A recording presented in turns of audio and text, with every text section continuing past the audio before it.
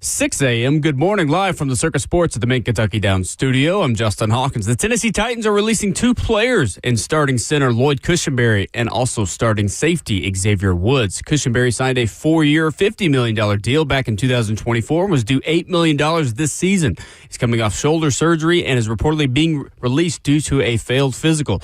Now quarterback Cam Ward will have a new center next season. For Woods, he signed a 2-year, $8 million deal last offseason. He played in 11 games this season and recorded 2 interceptions and a sack. In other NFL news, the Bears have granted permission for linebacker Tremaine Edmonds to seek a trade per Brad Briggs of the Chicago Tribune. Edmonds is under contract for the 2026 season at $15 million this year. Edmonds called his hoops last night. Vanderbilt, after losing 2 straight, beat Georgia 88-80 in Nashville Memorial Gym. Guard Tyler Tanner had 17 points, 6 rebounds, and 5 assists for the Doors in the win. For all your foundation repair and waterproofing needs, you got to go to USSTN.com. Breaking news once on your home for the Titans and Vols. This is 104.5 The Zone.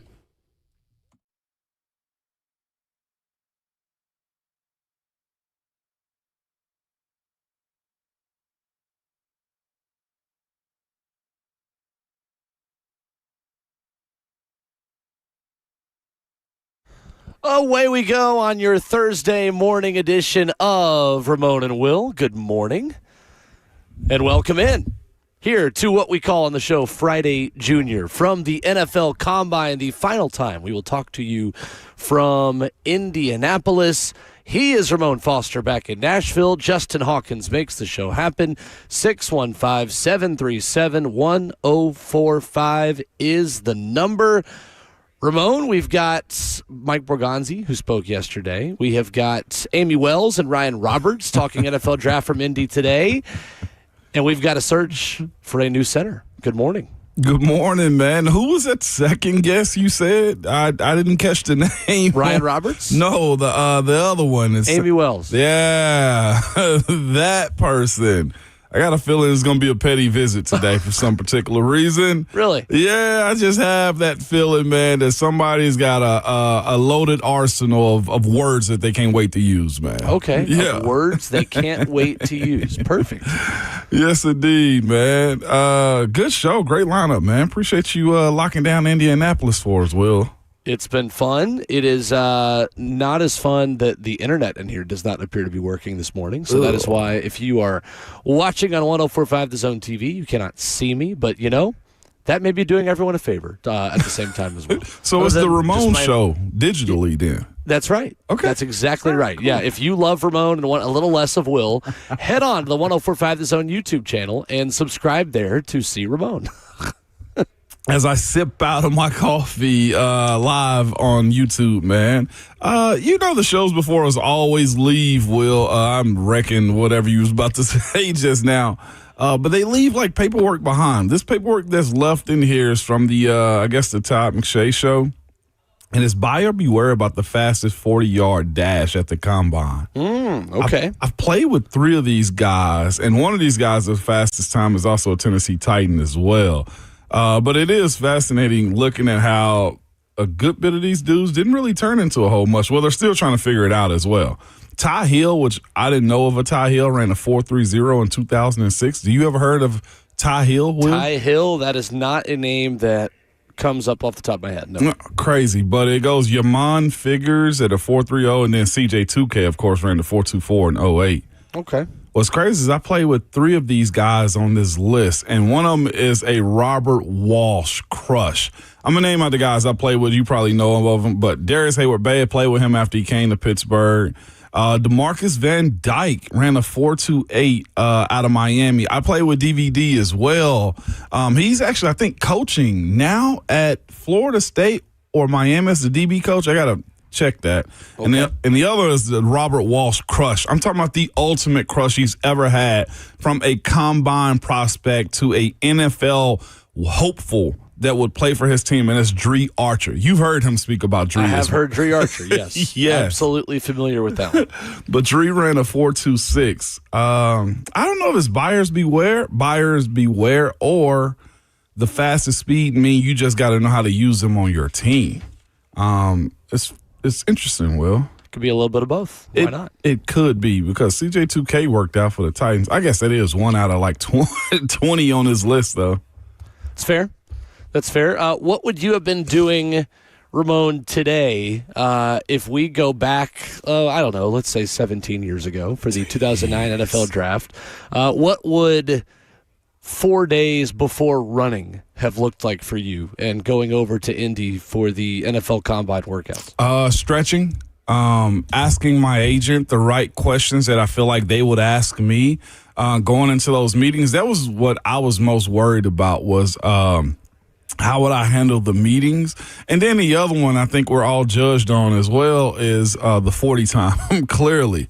I personally didn't know what I was going to run. I was in a ballpark of what I thought I would.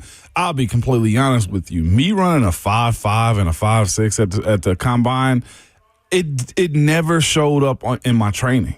And I mean, never will ever showed up in my training. So when I ran what I ran, which is as slow as I ever, it's as slow as I ever thought I would have ever been. I don't know. It must have been fate or I was overestimating my athleticism, one or the other, man, because I didn't understand it. I was as light as I'd ever been at the time, I guess, as far as training goes, with the appropriate amount of muscle to I was 328 is what I weighed in at. I was healthy for the most part. So that was fascinating to me, was trying to figure out, that side of it, making sure my start was good. Benching, I knew I would get over 20s, which I did. I did just at 20.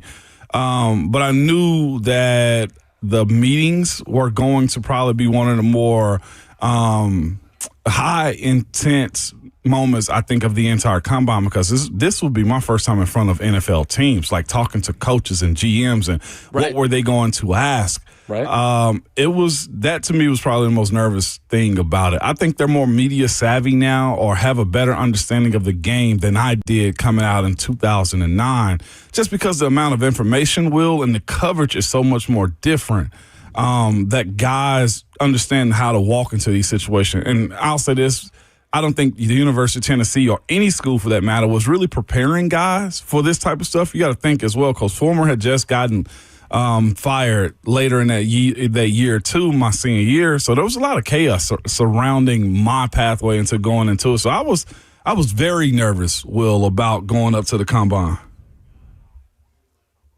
Interesting. Yeah. Interesting. That is something you hear talking to a lot of people up here, is that there are just so many different things this is used for now. And also, Ramon, we talked with somebody yesterday who told us that this just wasn't publicized at all. Like, a lot of the same things were happening years ago. It just wasn't being made public. So it changed the amount of scrutiny and pressure on the entire process, because now we have a front row seat wherever you are to tune in to the entire process. Yeah, I think all of it was happening. But to your point, like, we were just getting one or maybe two, real publicized meetings or situations in which we as a public knew about back in that day.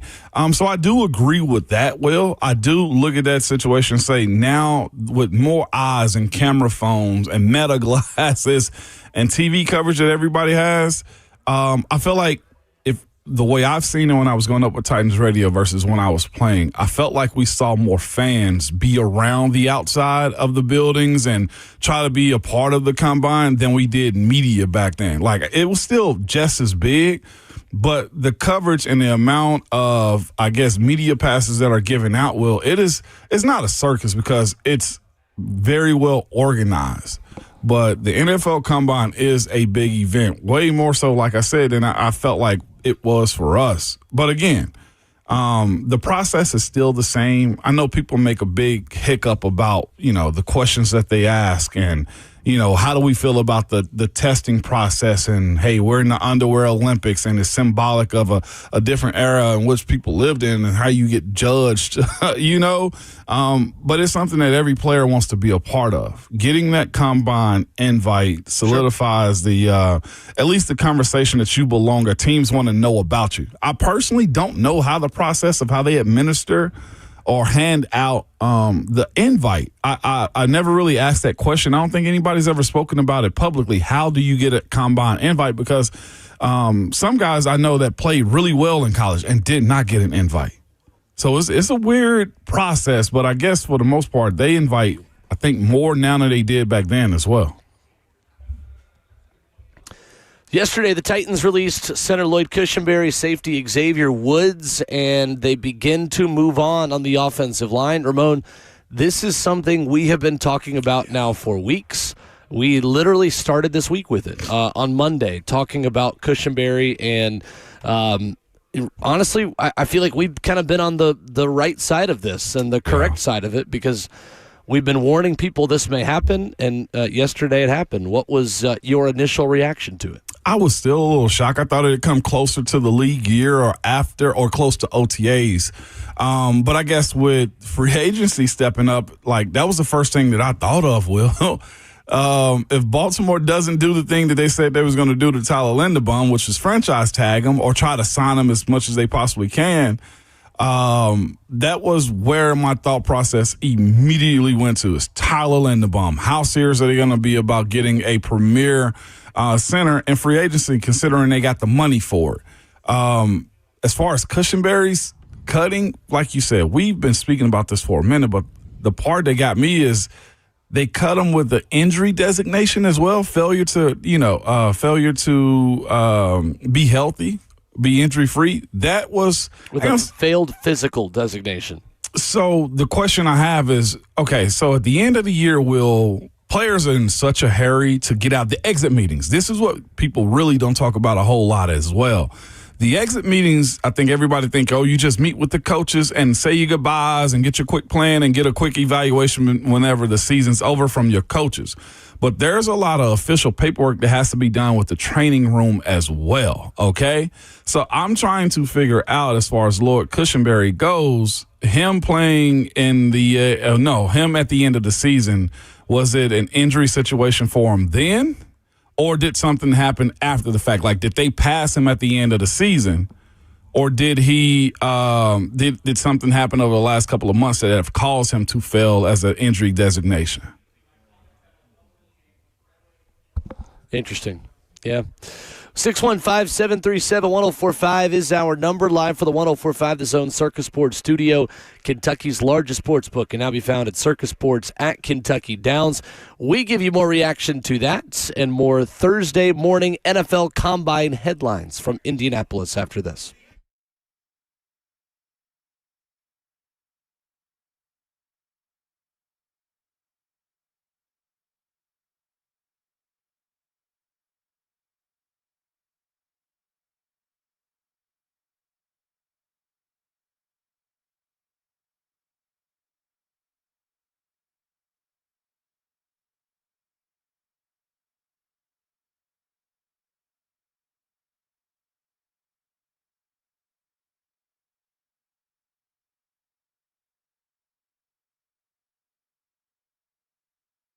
It's Ramon Foster for Hiller Plumbing, Heating, Cooling, and Electrical. Man, nobody likes dealing with a plumbing, HVAC, or electrical emergency. Most of the time, you don't know what it will cost you if it get fixed right, or if somebody's just trying to sell you something you do not need. I do know this, though. When you call Hiller, the experts are going to solve your problems quickly, and the price you tell is the price that you will actually pay, with no hidden fees or surprises on your bill when you get them at all. Hiller's been in business for over 35 years and are family-owned and operated. Their techs are always professional, experienced, and very trustworthy. And they're all background and drug screened as well. But when they're on their way, one of the best things that Hiller will do for you is the convenience of it. You'll receive a photo of the tech that is coming to your home and a link to track them in real time, so you're not sitting around wasting your time. They believe in this 100% satisfaction guarantee of happy you'll be, or the service is free. If you're not happy with the work that they do, they will simply give you your money back or try to fix it as best as possible. And they usually will fix whatever you have going on. But to learn more about Hiller or to book with them like I do, simply go to happyhiller.com.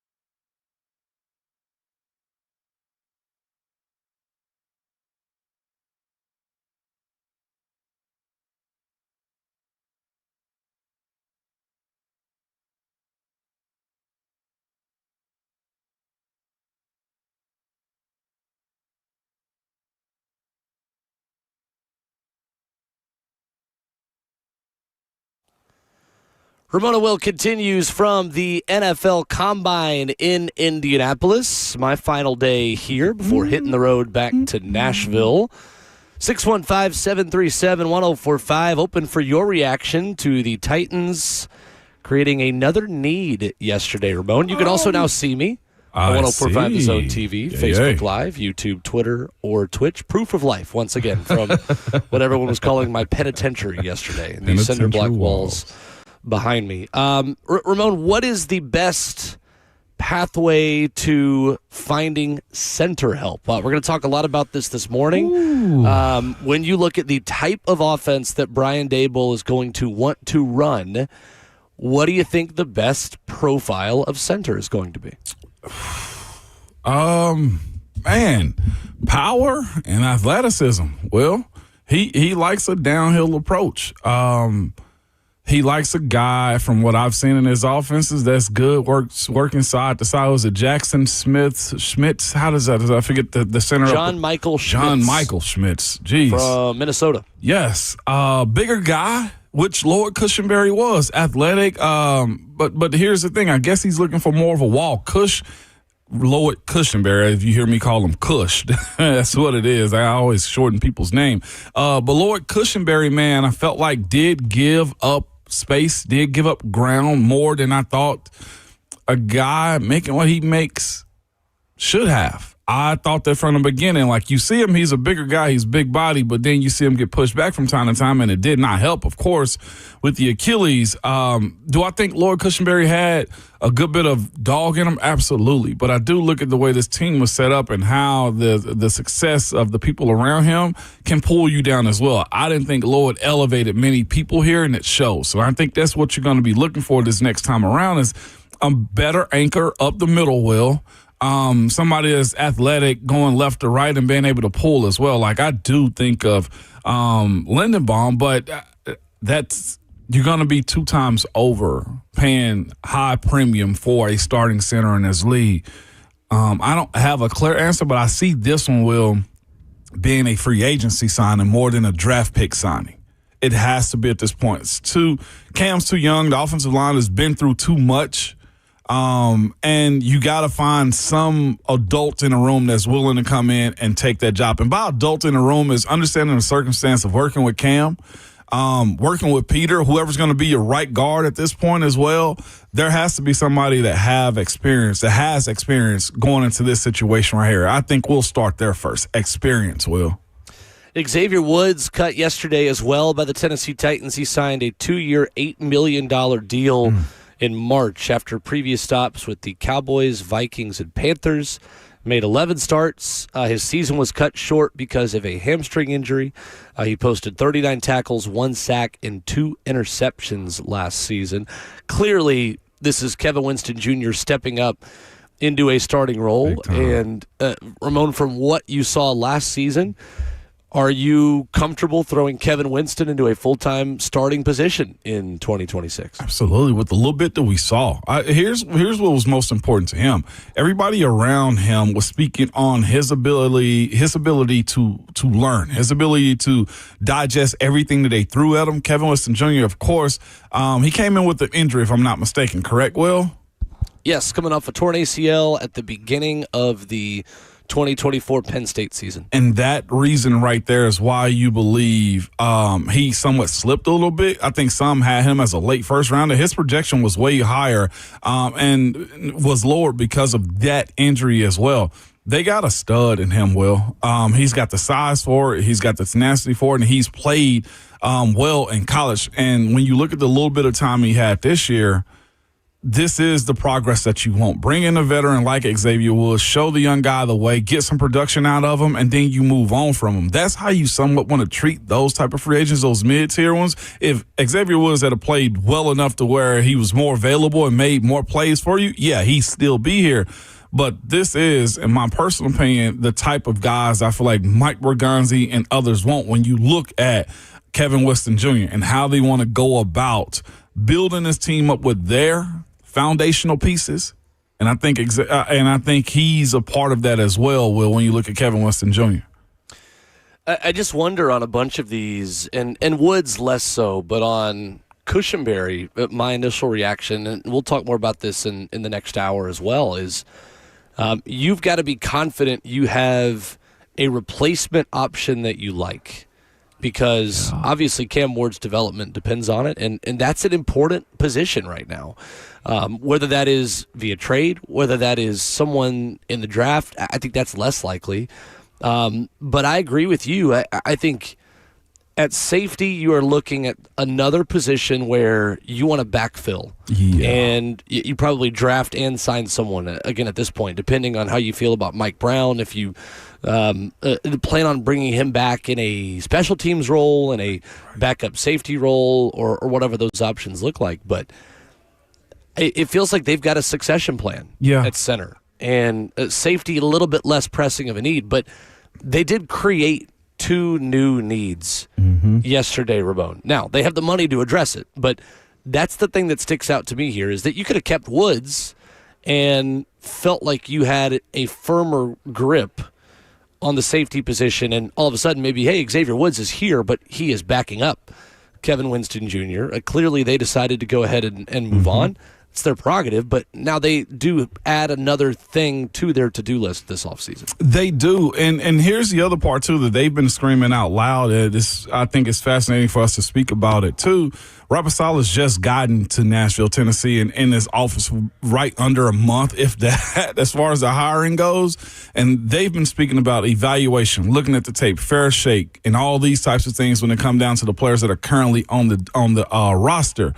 So I guess it speaks, one, either of the health of Xavier Woods or Lloyd Cushenberry, or what Robert Saleh and his offensive and defensive coordinators want as players as well. Because I don't think it hurts you much at all to keep either one of these guys on roster.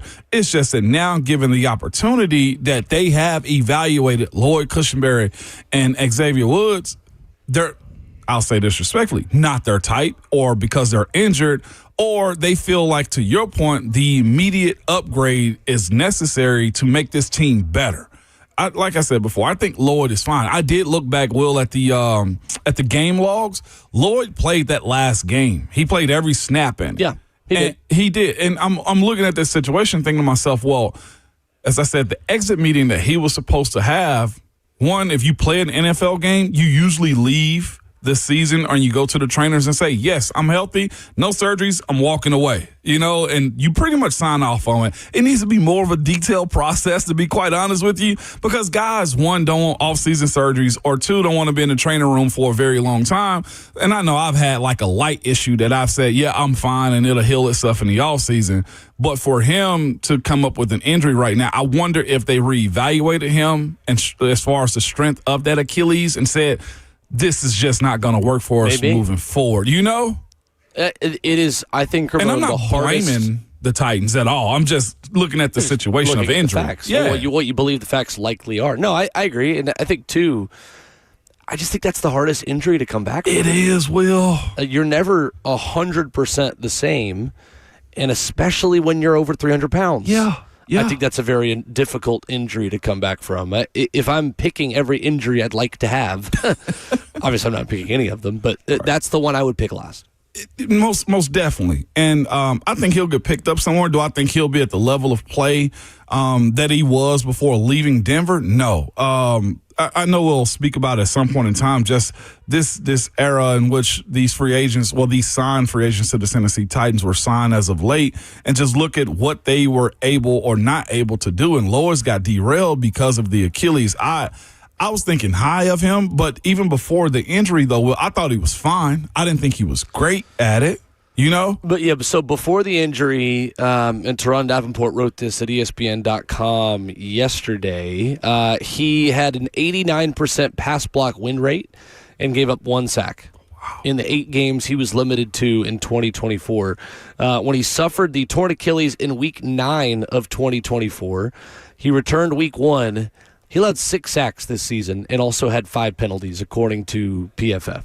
So certainly I think a challenging thing to come back from, and I'm not shocked at all, to be honest with you. Timing, I think, is interesting, and I wonder which conversations here may have prompted the confidence to feel like you've got another option at the center position, but I'm not surprised by the move itself, no. I'm not either, and I'm with you. I think the timing of it, I think we'll see Mike Berganza and Robert Saleh at the podium, but there's also conversations that happen in the hallways and in their suites with agents and stuff. Yeah, no doubt. We could say that off top, man, but I wonder who it is, what this type is going to look like moving forward as far as the center goes, because I don't want to minimize this move, and I don't think anybody is, especially not you and I, as far as cutting Lloyd Cushenberry, even if we expected it. But we're talking about a second-year quarterback, the number 1 overall draft pick, an offense that's got a very experienced and seasoned offensive coordinator calling it in Brian Dable. And you take away, and we spoke about it the other day, one of the most important pieces on the team, the starting center, the guy that touches the ball every single play, the guy that can go up to the line of scrimmage and get everybody on the offense lined up. And now that veteran, that starter, that high-paid center is gone. I'm very interested, Will, in seeing what pathway they go. And like I said, not just that, the type of guy they're going to try to get for Cam. Like, is it a shorter guy? Is it a taller guy? Are you going more athletic as an offensive line? I almost look at the signing of the center and say we might be able to project where other guys are playing. I heard Brent Mayer and Stoney Keeley speaking a little bit yesterday about the same conversation everybody's touching on but don't really want to dive into, and that's J.C. Latham moving to guard. Like, depending upon what the center signing looked like, do you move JC at this point again? And we've both said, Will, I don't think so. You and I have said, no, he needs to learn one position.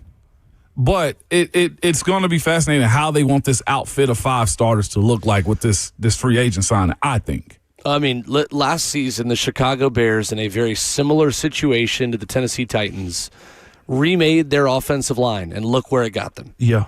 It got them on the doorstep of the NFC Championship game with a young quarterback that struggled to get rid of the ball on time. True. That quarterback looked way different this season in Caleb Williams because of the added protection that he had, and B, the steps he took forward with a new offensive-minded head coach.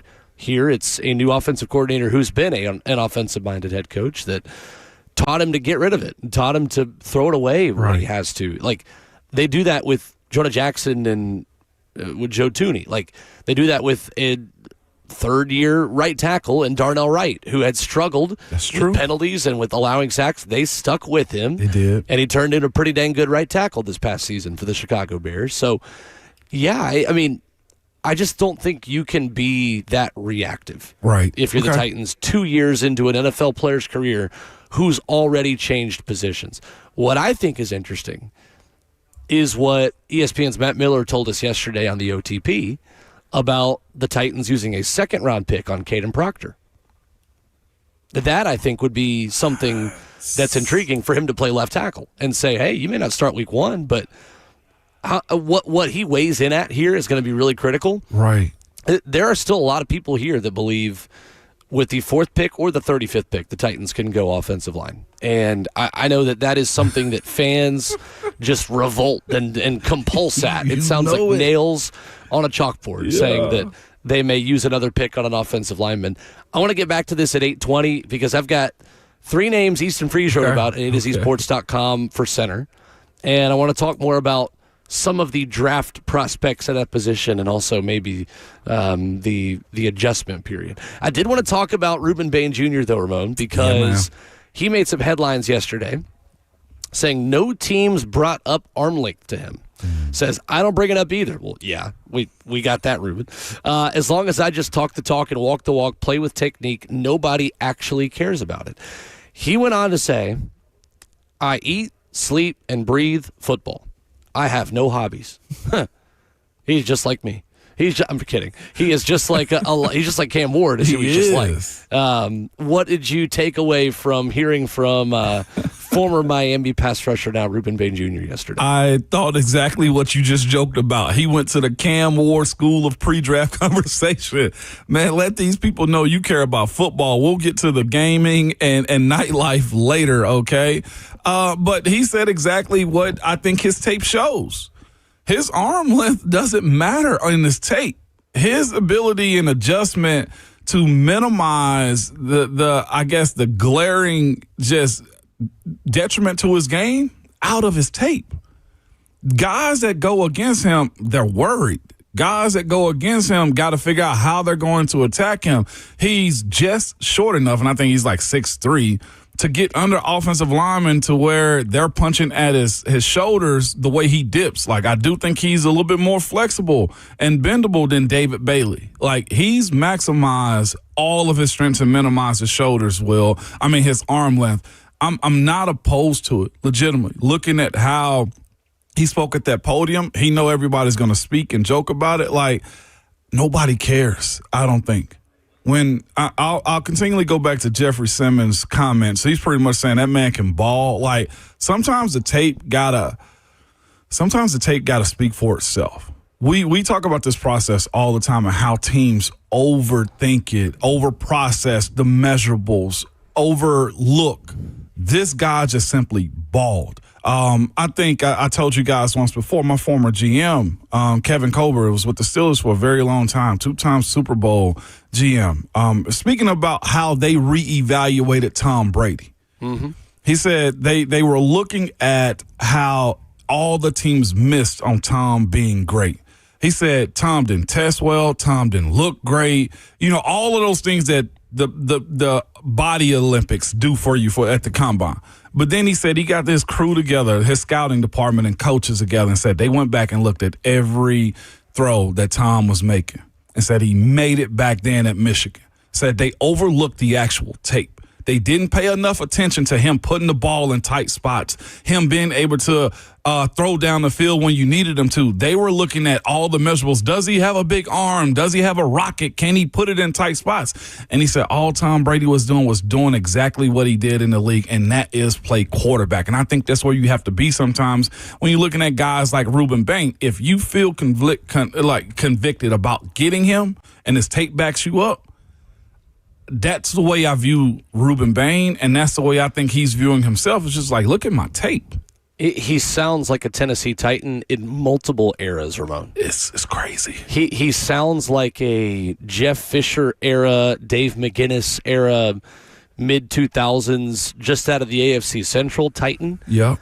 He also sounds like the kind of football player that Mike Borgonzi has spoken about, like the kind of just personality and mentality that they covet. And again, you don't win football games on personality. You win it on film and being a good football player. But I do think it's interesting. And I also think he sounds like somebody that Robert Saleh will want to work with and fits personality-wise. Like the personality is not what makes him a top prospect. The personality is a reflection of who he is as a football player. That's what matters. Like, you don't just have tough individuals come in here. You have guys that are really good, tough individuals on the football field who carry themselves a certain way when they speak. Otherwise, if it didn't matter what they said when they spoke, we would never meet with these guys. Like, Ruben Bane Jr. to me sounds like a Titan and feels like the kind of guy that this organization values.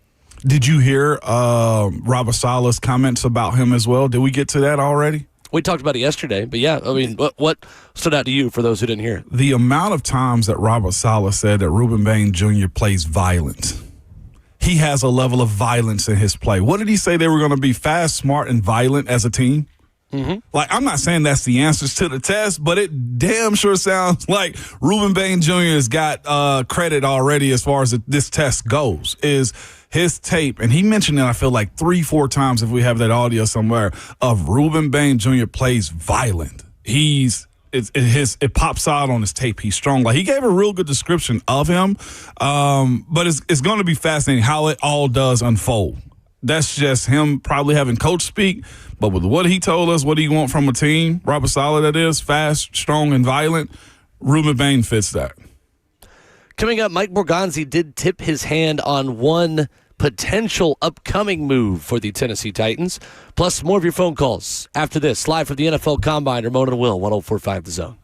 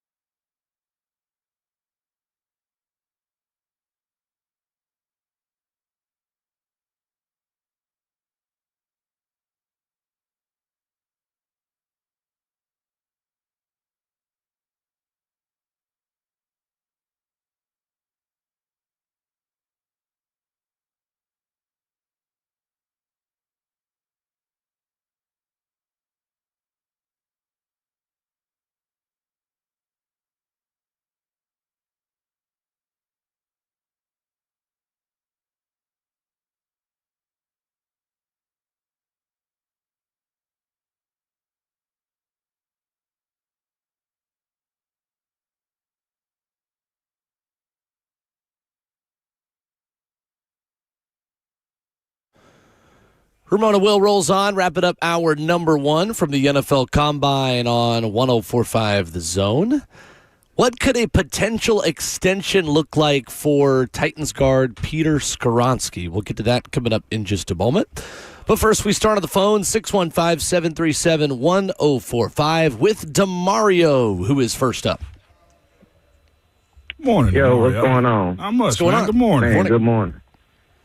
Oh yeah, I was calling. I actually got some good sleep last night. Parents in town, so baby didn't keep me up last night. Congratulations. But that's why I'm gonna go on and call in early this morning. But I was wanting to see your thoughts on this. I had asked this question with cover 2 with Blaine and Zach, and I actually heard TD make some comments and Stoney made some comments last night about it.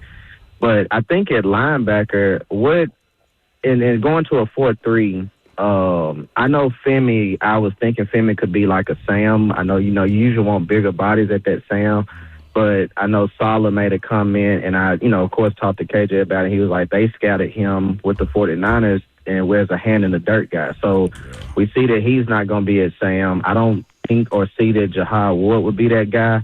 I would switch Cedric Gray to the Mike, and if we're going to keep Cody, I think he goes to the wheel linebacker, but if not, I actually would like to see Williams at that weak linebacker spot. But I'm looking at it right now. I don't know if there's anybody in free agency, but I feel like we may have a hole at that Sam linebacker position.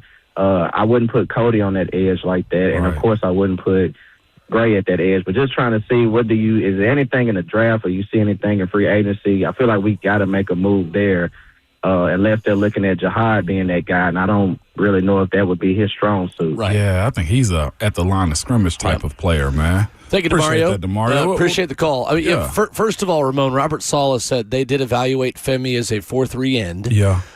Saying he has all the talent in the world, length, speed, pass rush ability, plays with violence. Easton made this point yesterday, Easton Freeze, like anyone who has brought up Femi with the Titans has talked about his ability to play upfield more and be a little aggressive and think a little bit less. So first and foremost, I see him as what Gus Bradley described as that quicker pass rushing end, opposite of the bigger end, which is on the other side of the defensive line. So I think that's number one.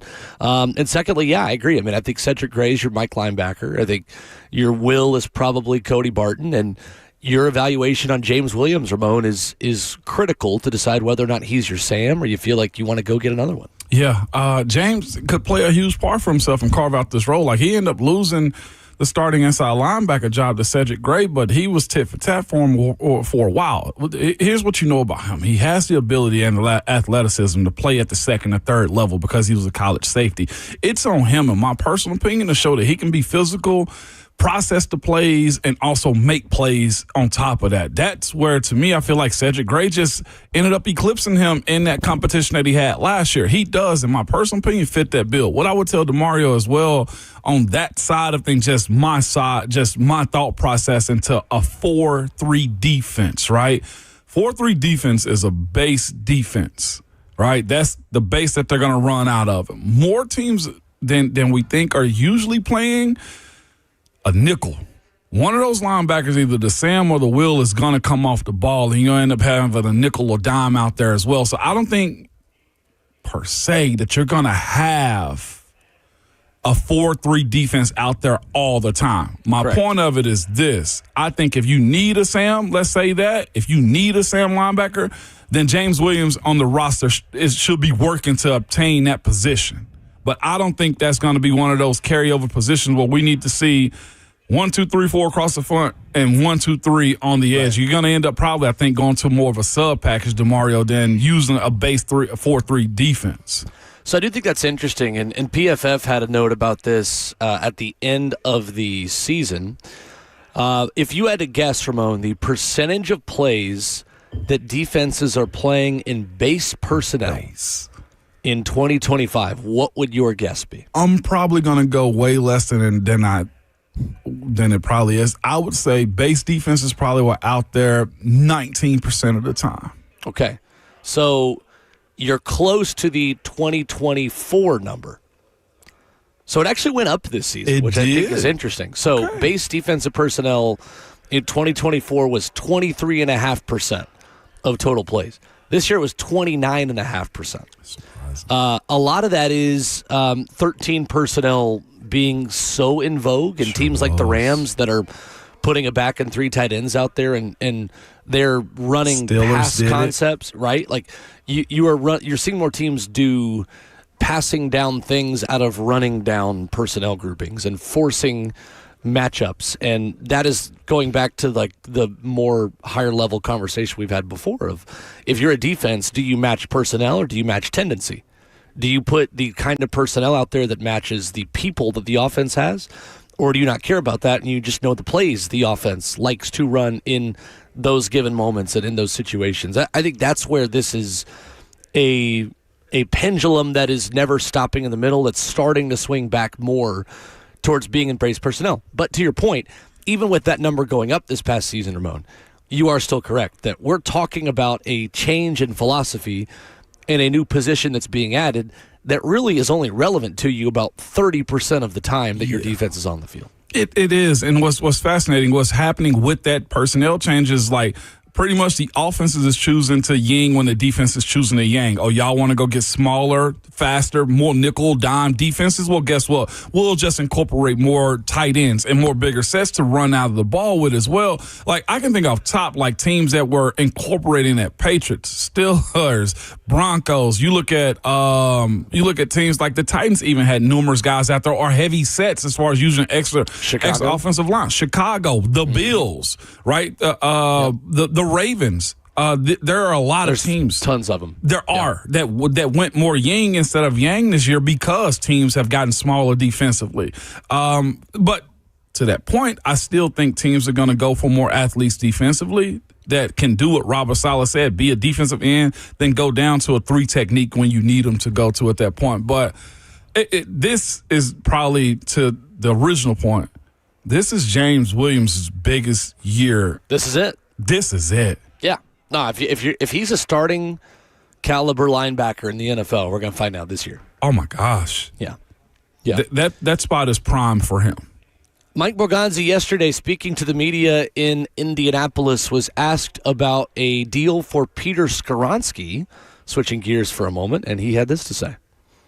With Peter, he's one of our better players, and we like him here long term. And the fifth-year option is always a tool, a mechanism you can use. But we're going to work to try to get something done here with Peter.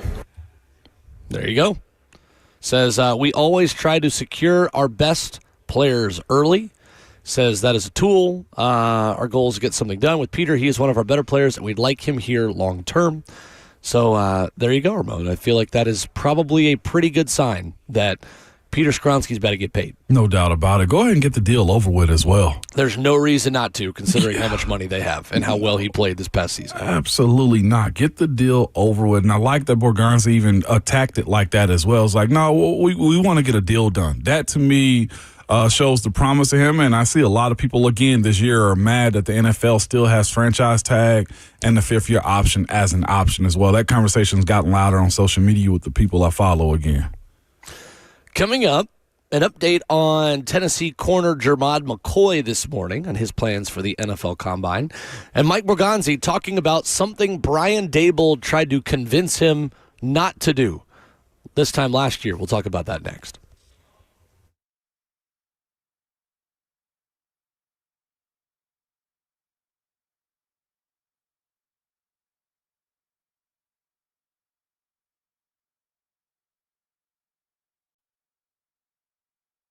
Genesis Diamonds has quickly become one of the largest dealers of luxury pre-owned Rolexes in America, y'all. And they're having a huge Rolex event. It's next Friday and Saturday, March 6th and 7th. If you've always wanted a Rolex or you're looking to add to your collection, you can't miss this epic 2-day sale featuring a stunning new selection of these hard-to-find watches: Submariners, Daytonas, Pepsis, Batmans. Genesis has all the popular models in pristine condition. Some of these models are still in the box and never worn before. before.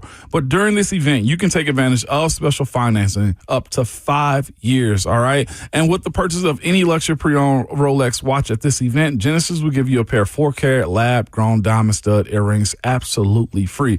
And if you already own a Rolex, bring it in to sell or trade or get top dollar for it. What I'm telling you is don't miss this chance to get the luxury timepiece you've always wanted and get a free pair of lab-grown diamond stud earrings as well. Again, the dates are next Friday and Saturday. That's March 6th and 7th only. And only at Genesis Diamonds, your home for luxury pre-owned Rolex watches. They're located in Green Hills and Cool Springs. See store for details while supplies last and on approved credit.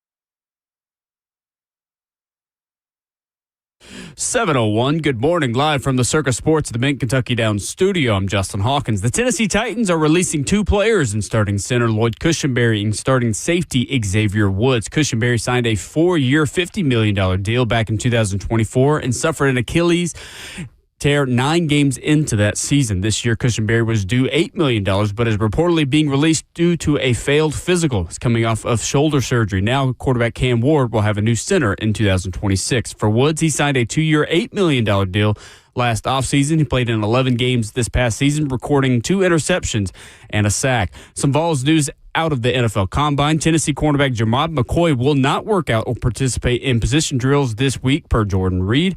McCoy suffered an ACL tear in January of last year. In other NFL news, yesterday the Bears have granted permission for linebacker Tremaine Edmonds to seek a trade, per Brad Briggs of the Chicago Tribune. Edmonds is under contract for 2026 at a $15 million cap hit. In some men's college hoops, last night, Vanderbilt, after losing 2 straight, beat Georgia 88-80 in Nashville at Memorial Gym. Guard Tyler Tanner had 17 points, 6 rebounds, and 5 assists for the Doors in the win. For all your foundation repair and waterproofing needs, you got to go to USSTN.com. Breaking news at once on your home for the Titans and Vols. This is 104.5 The Zone.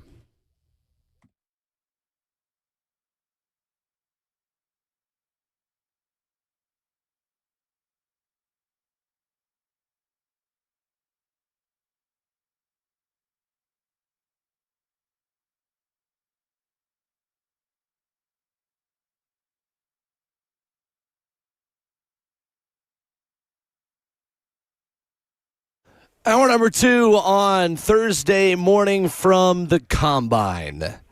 Welcome in to Ramon and Will on 104.5 The Zone. He is the 11-year NFL vet, Ramon Foster. I'm Will Bowling.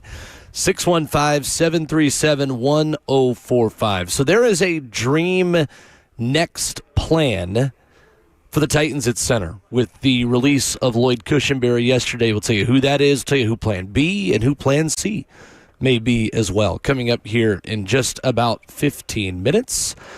Ramon, a report this morning from Jordan Reed of ESPN says that former Tennessee corner Germad McCoy won't run or work out here at the NFL Combine. How worried are you about his health at this point of the draft process? Mildly, not really much of at all of a bother to me, because we're talking about a year removed from the ACL injury, and I think if he wants a little bit more time to strengthen up or get the tweaks out, or if there's a hitch in his his turn and run, he's going to have about a month to get that done before the pro day in Knoxville. And then there's also the other side too. I mean, you might as well be as comfortable as you possibly can in those moments, in this big moment at the University of Tennessee, if you're going to do it anywhere.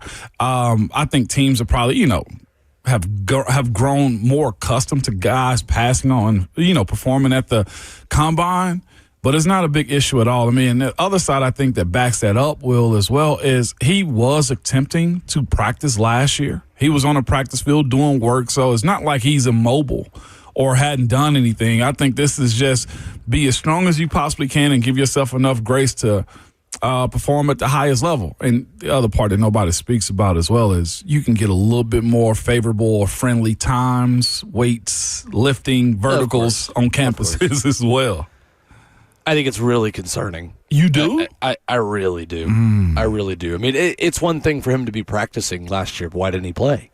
I mean, that's the next question that every team is going to have to get a good answer to. And yeah, he may have been on a football field, but if he's not playing football on that football field, I don't really care that much. It's better than nothing, yes. But at the same time, I mean, is there a world where Colton Hood goes before him in the draft? I don't think so. I think there's maybe an outside shot. No, I if he's not working out here, I don't know, man. That's a lot of not playing football and not doing the physical part of this game. It is, and I 100% agree with you there. But I think when they do all of the testing right now, as far as the medical, I think that's going to be his biggest hiccup. The medical is the biggest hiccup. If they can go in and see his MRI is clean, there is no scar tissue, there is no need to have a surgery again, I think the biggest part for him is the getting in front of teams and crowds. Where now it's probably going to bite him in the butt is there's probably going to be a lot more teams that want to have him in for an individual workout. How does he handle that after the pro day? That's something that I think needs to be spoken of just slightly. But I don't see it in this era, the way guys manage themselves, it being much of an issue. You got guys that are opting out of games. You got guys that are, foregoing their senior season. If you go back all the way to the Bosas, I think it was Nick Bosa that forewent their season. I think it's more normal. Is it a concern? Mine is way lower than yours on this one, just based upon the fact that I view his position different. When you look at Germad McCoy, almost any other corner, if he can turn, he can jump, he can do all the things you're asking an athlete at that position to do, fine. He, to me, doesn't play offensive line, linebacker. He doesn't throw as far as the quarterback position go. When his job, as far as the position he plays coming into the NFL, is going to be speed, turn and run, and being able to cover a guy. So I view this ACL as a bit different. If this was the early 2000s or late 80s with ACL, concerning. I personally am low on the totem pole to that. To me, it's less about the injury itself and more about the amount of time he's missed playing real football. Like that's the thing. There are a lot of ACL injuries that if they happen early in the football season, you at least have played football. Like, he's not played since the Ohio State game. Yeah. It's just a really long time. Not just the injury part. Like, that's just a long layoff from playing this game. That's the problem for me. No doubt. It most definitely is. But, again, we've seen talented, injured guys get drafted just where they were supposed to go. But not as many examples, though, of someone who had to take their entire senior or last season off. That's my point. I think this is a unique experience to say taking the full season off is different from just, you tore your ACL in week 4. But this isn't a taking the season off. He wasn't ready. If he'd have gone out there and not been ready or not been healthy, but he couldn't at the time. Exactly. So that's the point, is that, like, I don't care how. It's just the fact that, like, there's no body of work to follow up the 2024 film. That's a problem. But here's the thing. Especially if you're not going to work out now. That 2024 film was piping hot as well. Of course. My thing is this, right. You're drafting off the projection of the player in general anyway. And that's where Germad McCoy is. That's what Ruben Bane and David Bailey as well all are. It's projection of what you think they can do as a player. This ACL, to me, with a guy that's having a calendar year before he's supposed to go out there, is not a big ordeal as far as a guy tearing his ACL in, like, October. Like, this has been a very long time for him, and clearly the planning from his camp, the Vols camp, and now moving forward is get him as healthy as you possibly can, because you only get one shot at this. I've seen guys go out there too soon.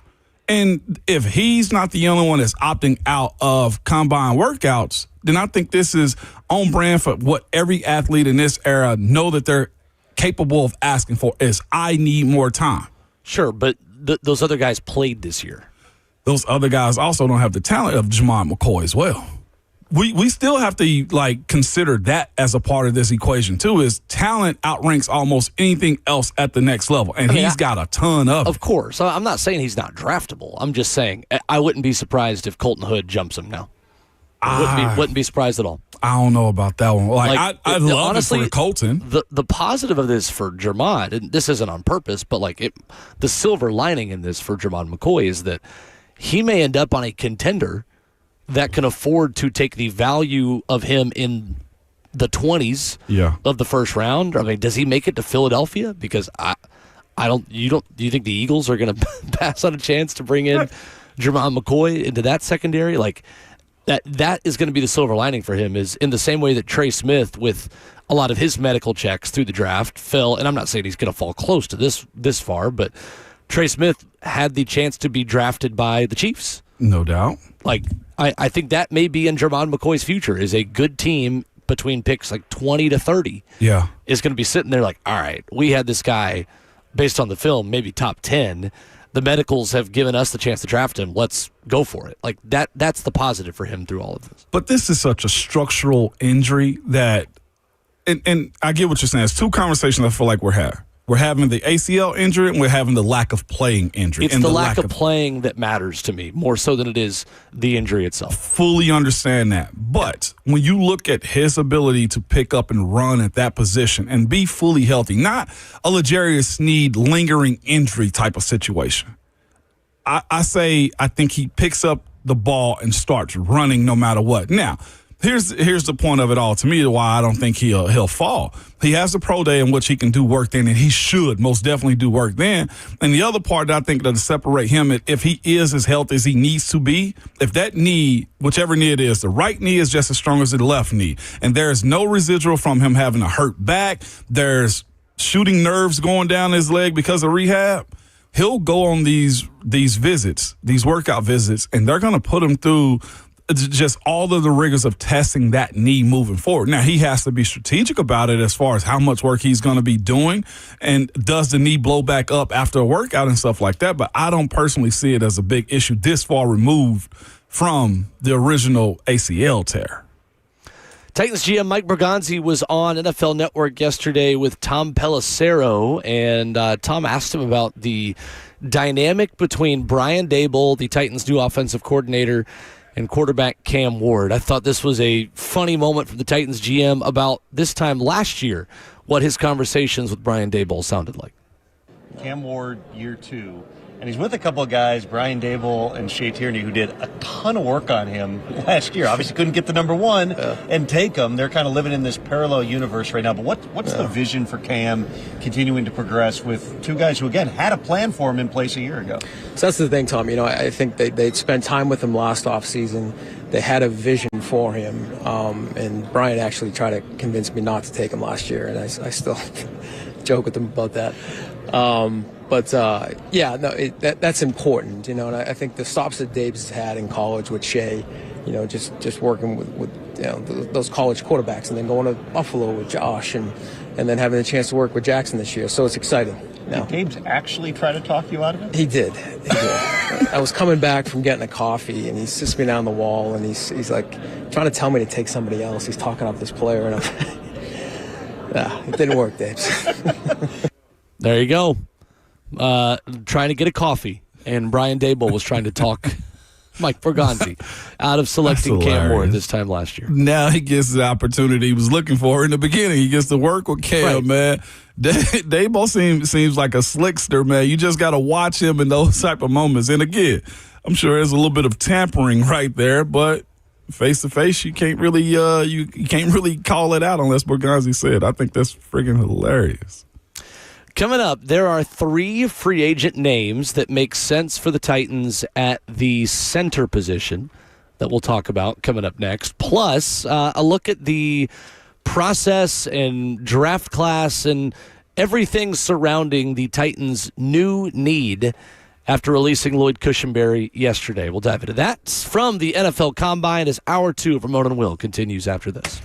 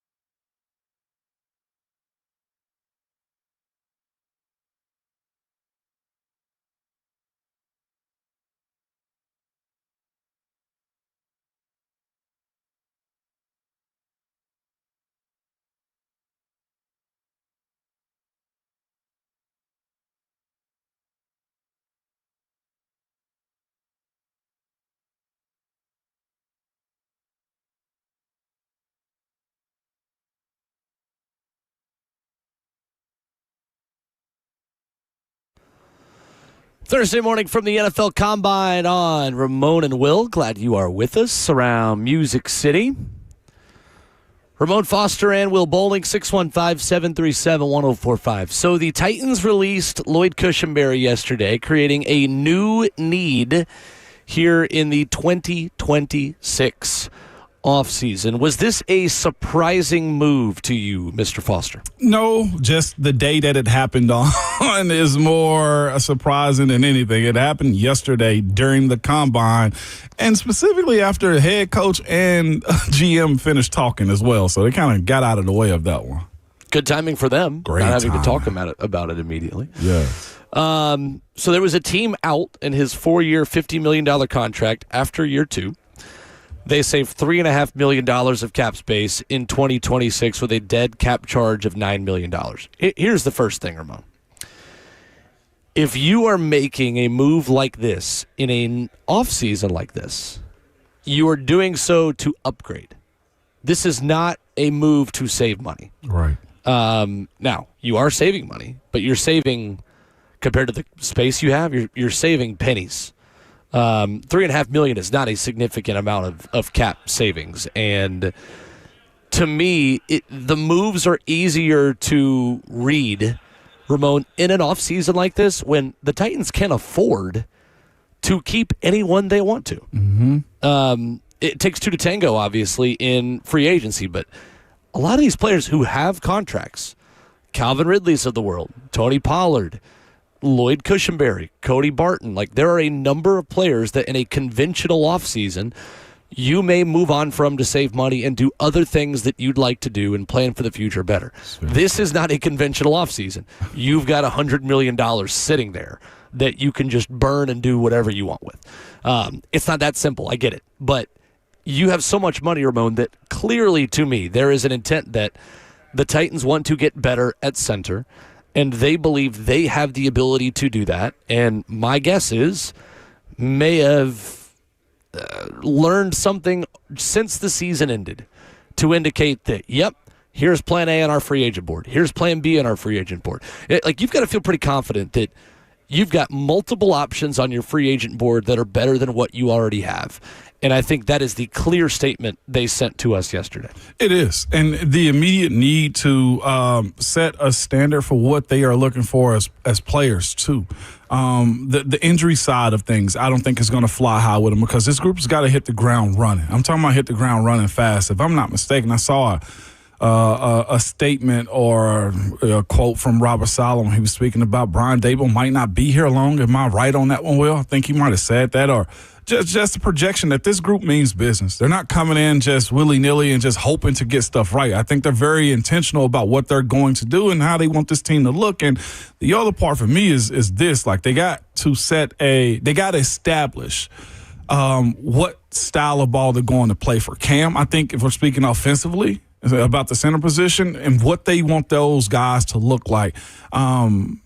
Again, you got a defensive head coach. Their mentalities and insight on what they want players' attitudes to be and look like. Maybe they're not looking for the passive guy. Not calling Lloyd passive or his play passive. I do think he was dealing with that, Lloyd Cushenberry, that is. I think he was dealing with the Achilles more than I think he kind of led off. But I know the guys that you're going to bring up and the style of ball that they play at that center position. These dudes are nasty. These dudes are big. I feel like they got position flexibility as well, and they got athleticism to it as on top of that, Will. So I think that is more important as far as everything about this team is that in this first year, the establishment of what each position is going to look like, I think is important for the future. The Titans have to place a premium on protecting Cam Ward, their most valuable asset and the future of their franchise. They've got to go that extra step considering Cam struggles to get the ball out on time. When that's the case, you extend the amount of time that guy has. You allow him to do more of the fun stuff in the process as well when he's got more time to create with a premium upgrade at center. Mm-hmm. Tyler Linderbaum is the name on that free agent board. Now, He might not be a free agent long because he may not even make it to free agency. Considering the Baltimore Ravens do want to get a deal done with him, and their GM sat right down the hall from me right now earlier this week saying, we've got a market-setting offer on the table for him. There's some reports out there that say he could get upwards of $22 million a year. Creed Humphrey's making 18. The center for the Kansas City Chiefs. Ramon, if there is anyone that can afford to overpay for Tyler Linderbaum, it is the Tennessee Titans. Are you comfortable shelling out a large sum of cash for the Baltimore Ravens center? So, again, I've been saying this for a while. We have to reshift our thinking in free agency. Do I think he's a strong candidate? Abso-friggin-lutely. To shell out $22 million for a starting center, that's heavy. Because the question I ask you is, if this is the case, what stages are they rebuilding this team? Because I do look at the conversation of how do you go get weapons at wide receiver then if that's the case and you're spending $22 million on the center. And, yes, they can make it happen. But this is one of those spots to me that there may be a better option to give $22 million to him, to try to get Peter Dunn, to have a high-paid left tackle, to have a high-paid right tackle in J.C. Latham. The expectations when you go and pay $22 million for that center is we're here, we're arriving, and this needs to be a right-now moment. Now, again, I think you can get out of Dan Moore's deal after the 2026 season. There's an out there, so you can reset as far as money being distributed on that offensive line. But I've always kind of stated this. You just need 3 solid dudes.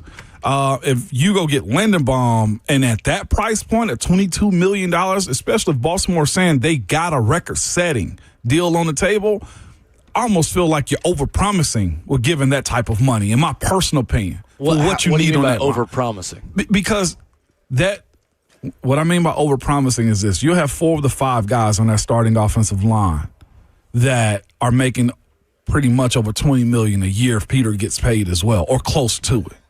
I mean by overpromising this group is going to be the best unit in the NFL at that price point. You got 5 of the highest paid guys or 5 of the highest paid pedigrees.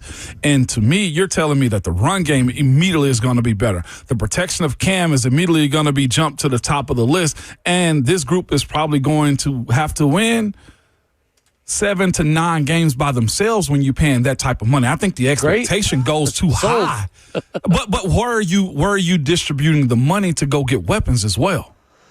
Sure. I mean, I just don't know if there's balance to that amount of money in one group when the rest of your offense isn't set yet. The way I see it is there are few sure things that you have the opportunity to do in free agency, and this is one of them. This is it. Like, this is the kind of free agent, if he even makes it there, which, again, is far from a guarantee. It's true. There are reasons why top players don't make it to free agency. I feel like this would be an outlier to that. This feels like a top player at his position. And, yes, I know the message it sends, and I know the amount of money that it gives to one position room and group, and that is certainly a fair argument. But at the end of the day, does that really matter to them? Like, I don't know that it needs to, because it's probably a pretty short-lived, really expensive room, considering what you already said about Dan Moore and the fact that he's probably only here for one more year.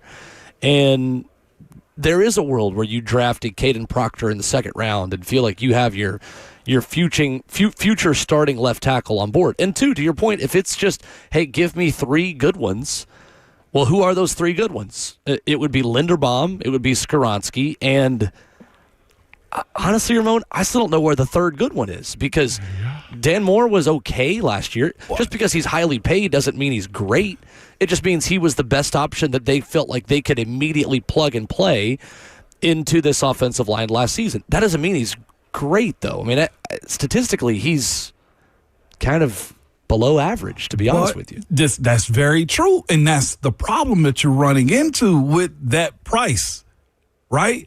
Is You're telling me you don't know which one of those guys is the third one between JC and Dan Moore. And I think that's the issue if you also pay Tyler Linderbaum. Because the money, if we can speak about a wide receiver not holding up his end and Calvin Ridley and getting the production that you need out of him, or if you feel like you can upgrade at any position because the money didn't justify the production that they gave you, and that's the way I look at this offensive line as well. If you're telling me that you're going to pay Tyler Linderbaum $20+ million as a free agent to come in here, the expectation is that then, Will, is he's supposed to be over and beyond good. But again, this team, in my personal opinion, even with a rookie quarterback, has got way too many holes to fill to give that premium of a price to a guy that doesn't necessarily net you production outside of blocking up front when you have no weapons as well. Well, do both. Okay, so the defense too. Okay. You still got to pay for 2 starting corners. You do. You still need potentially a safety. You still need potentially a linebacker. You need 4 linemen defensively. Yeah. Yeah. There's no balance to what you're saying right now. What do you mean? What do you mean? In my personal opinion, so where's all of this money going to go unless you're going for bargain buys? Well, so I don't see it as bargain buys, but I think it's what we've talked about all offseason. Like, there's going to be a cornerstone free agent addition. And to me, it's less about where does that player play. I mean, it's obviously part of it. Like, it's the protection of your strongest asset in Cam Ward. But it's more who is a sure thing in free agency. In a market to where there is not a lot of sure things, if Tyler Linderbaum is available, I see him as close to a sure thing as anyone that you can add in. So much so that I actually think it backs up your argument to say, spend your money that you know is going to net you a return on that investment. And this is a player that clearly Baltimore does not want to enter free agency. There are plenty of players that you are going to add and potentially overpay for who their teams are okay with them reaching free agency. I don't think Linderbaum is, even production-wise, like, he's a lot better on paper than Dan Moore was this time last year.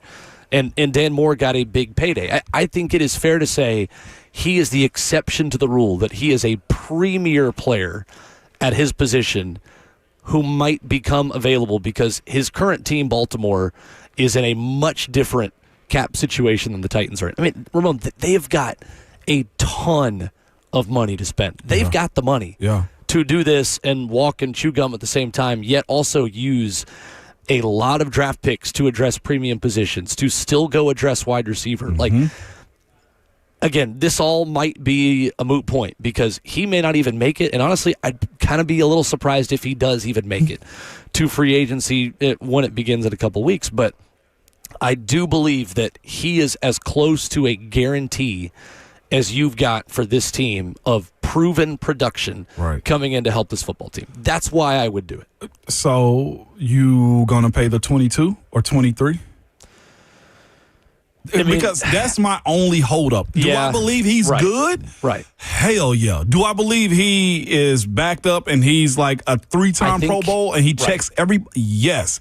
The question I'm having is, do you pay the center? Reset the market again 2 times after the other because Lloyd did as well. I can't totally answer that without knowing what the cap gymnastics looks like. But so that was my point. I would go up to 22. No, the cap gymnastics meaning how you structure his deal. Like Dan Moore's sticker shock of his 4 years, $80 million, I believe. Yeah, 50+ guaranteed if I'm not mistaken. Last year, it's a 2-year deal. Like, there's a lot of sticker shock of like, oh my gosh, you're giving Dan Moore that much money over 4 years. Nah, it's a 2-year deal considering like the outs they have and the way the money is set up and the guaranteed and the signing bonus. Like, so that to me is where I can't give you a firm answer on it because like we could spend all day of like, well, they could do this and they could move the money here and they could do a signing bonus there and have a team out here and you know, you have ways to manipulate that. But considering the amount of money they have, I'd go up to 22. Yeah. Yeah, it's a lot of money. I get it. But it's a lot of money for a player that I think has little risk tied to what his production would look like. And that is what I care about there. For sure. I ride with you there. The other part, I guess, for me is asking the question of does he fit Brian Dable's type and Robert Sala's as well. Like, besides the accolades, like, Brian Dable had a big center this past year starting for him and with the Giants. I wonder, does him, Lindenbaum, being 6'3", matter to him? Does he want a 6'4", 6'5" guy? Or is it just a playing style that he's looking for when it boils down to that? Yeah, I don't know. When you're a Pro Bowler, you are no type. You are just good. Right. Another guy that I think is going to be someone to watch, we mentioned before the break that there are 3 names that I think make sense in free agency. 28-year-old Connor McGovern from Buffalo, the 6th best pass blocking grade in the NFL last season, according to Pro Football Focus, did not allow a sack last season. For perspective, Lloyd Cushenberry allowed 6 sacks. According to Pro Football Focus, he was penalized 5 times. He is 28 years old, Ramon, and I think is a very logical plug-and-play option for this team moving forward. See, this is more my style right here, Will. Okay. And again, wouldn't be mad at it. Yeah. I said there's a plan A, B, and C. I still believe Linderbaum's plan A. I think Connor McGovern is a very solid plan B for the Titans. No doubt about it. Connor McGovern also is a guy, man, that's played numerous positions. He's been at guard with the Cowboys. He's played a little bit of guard with the Bills, and then he ended up in the Pro Bowl at center with Josh Allen and the Buffalo Bills last year. So this is more my speed. His projected free agent market value is about $16 million a year. Wow. Yeah. It's a little more than I expected, honestly. Is it really? Well, when you got that Pro Bowl underneath your belt and he's played for the Bills, I mean, that checks a lot of boxes. Sure. The thing that I like about him is his size. The thing I like about him is his understanding of what the left guard and the right guard is doing, considering the Titans are in a position where they will have a new right guard. He's switched teams, taught guys, and kind of let guys grow up around him. I like this for the Titans more than I do paying $22 million for Lindenbaum. Yeah. And my bad, he's older than that. He's 32. So he'll be 33 this next season. Connor McGovern? Yeah. I got him at 28. That's what I did too. And I'm looking at Football Reference right now. Yeah, no, I mean, that's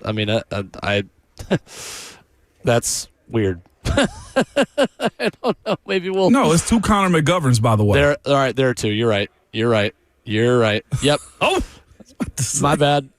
Hold up. Come on, Will. Take another sip of the coffee. Well, I can't because I had the 1 cup and I don't have time to go up to the area where it is in here.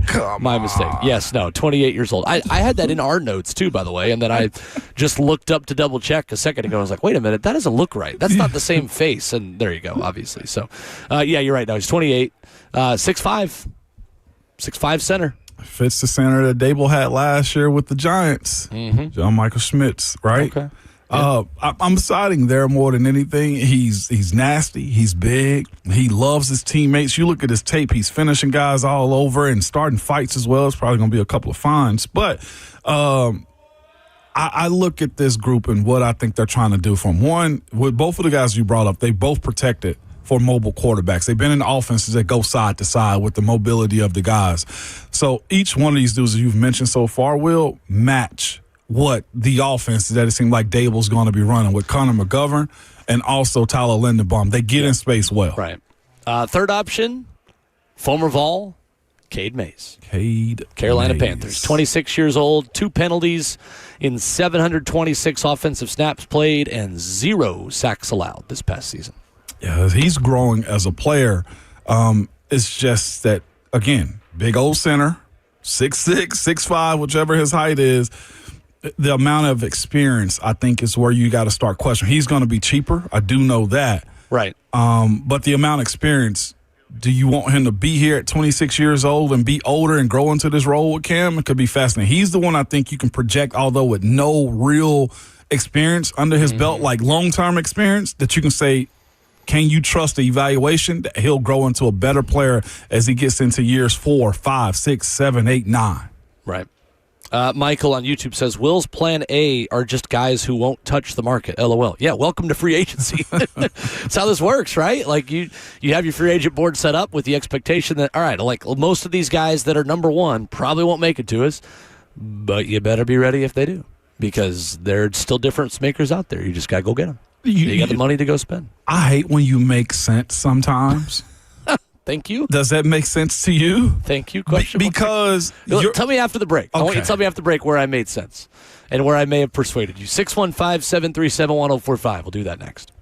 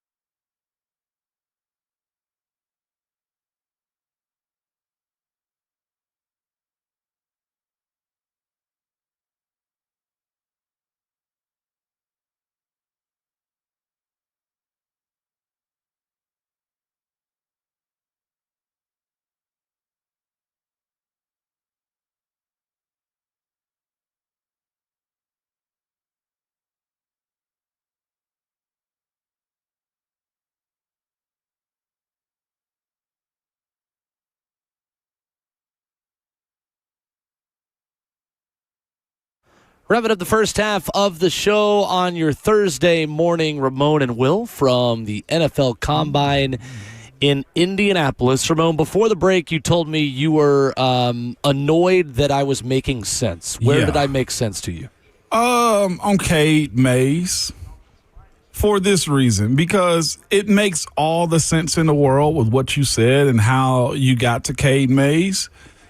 But I hate that it'll be prejudged the wrong way because he's a Vol. Oh, prejudged by who? It's just the conversation. You only say that because he's a Vol. Like, I'm annoyed by it because it makes sense. I'm annoyed by it because others will be like, you only say that because he's a Vol. But when you look at the projected free agents going into center free agents, he fits the bill in which you think this team could use or need. And at my personal opinion, hit the right price point. Like, to your point, Tyler Lindenbaum is the belle of the ball. He is, correct, if he's signed, probably the bigger free agent that the Titans are going to sign. My point of this has been, well, spread that out, but get a quality guy in general. So the next tiers of quality guys are Connor McGovern, who's a one-time Pro Bowler that's played numerous positions from left guard, now settling into center. He fits the style of offense that Brian Dable has coached with a quarterback that's similar in motion the way Cam moves around the pocket. Bam, checks that box, okay? Yep. That's Connor McGovern. About $16, $18 million a year is probably where he's going to sit, but he's also 2 years older than the other guys on this list. Then you move down another tier to Cade Mays. Cade Mays, to me, is very fascinating. Why? Because Cade Mays is a mid-round draft pick that went to a team that's growing, that allowed him to grow up at the center position. He's played numerous years of getting over, I think, 700 snaps at the center position as well. On a team with a quarterback that's very similar to Cam, but plays a style of ball that allows him to understand how to block for this offense. With where Cade Mays is as a starting center in this league, I say you're making all the sense because he's got a lot of experience now. Mm-hmm. He's about to hit that age and years in the NFL where teams should be able to project his ability to ascend up as a starter.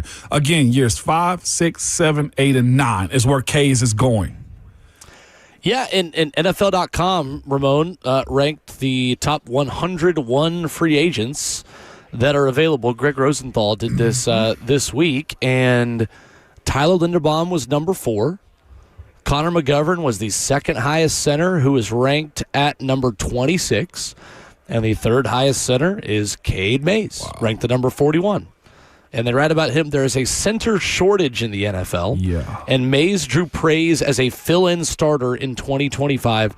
There will be a market for him. So, Pro Bowl right guard and starting center Austin Corbett both went on injured reserve.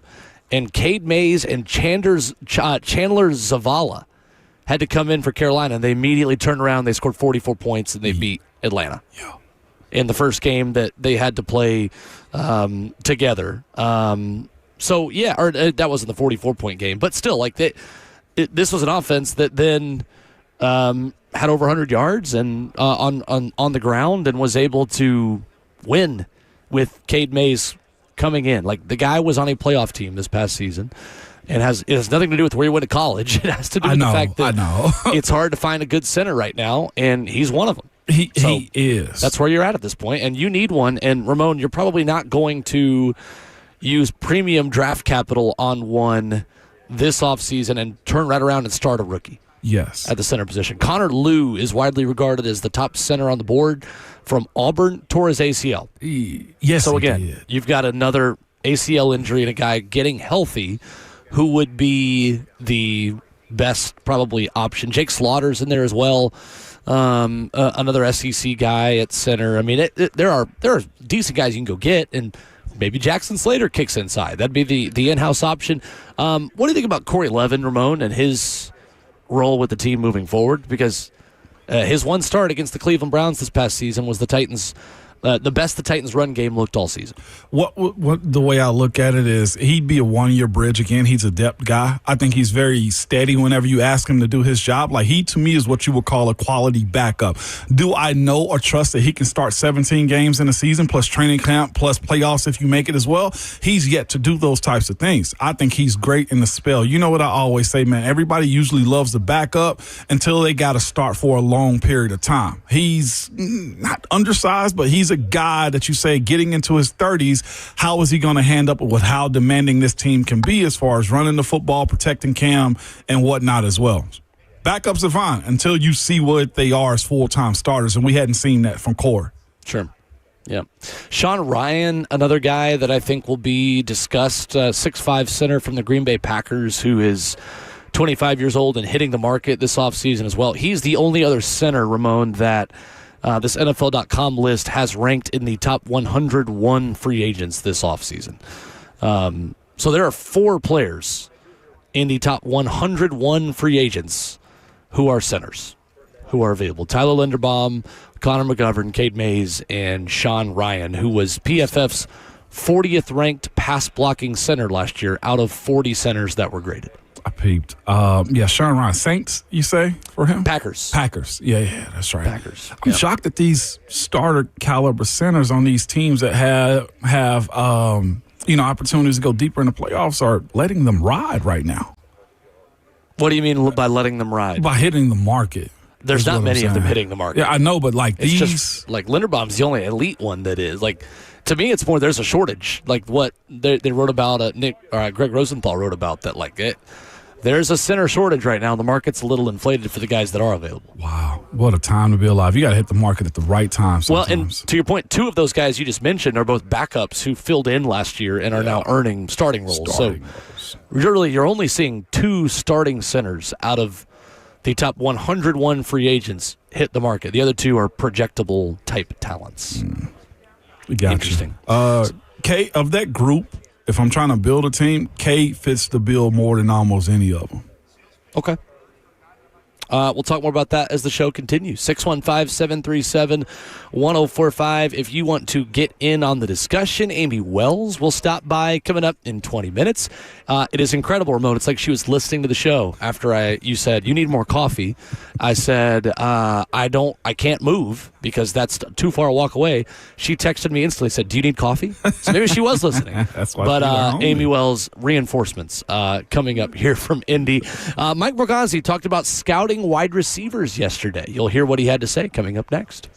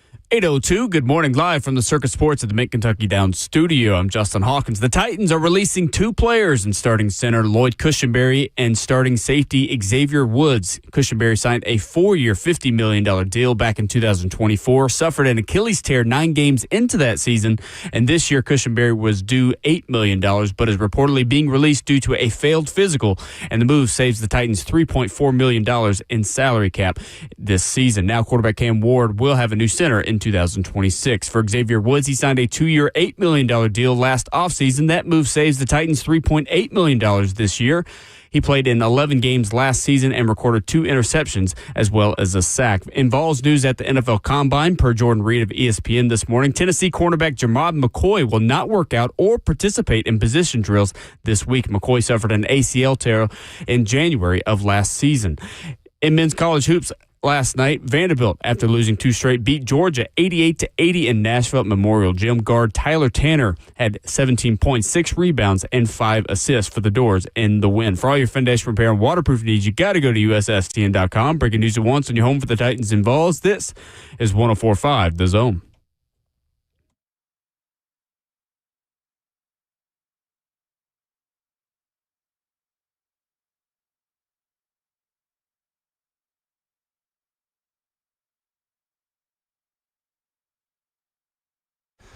Away we go into hour number 3, the second half of your Friday Junior on Ramon and Will. Glad you are with us. Last time you and I are together this week, Ramon, I will see you Monday. It'll be a full week since we've been able to be in the same room. You are off tomorrow, and I'll be flying solo with bags under my eyes tomorrow. Should be fun. Sleep Deprivation Radio on 104.5 The Zone. I'm excited. You're in the middle of the grind right now, man, from city to city. Look at you. I love it.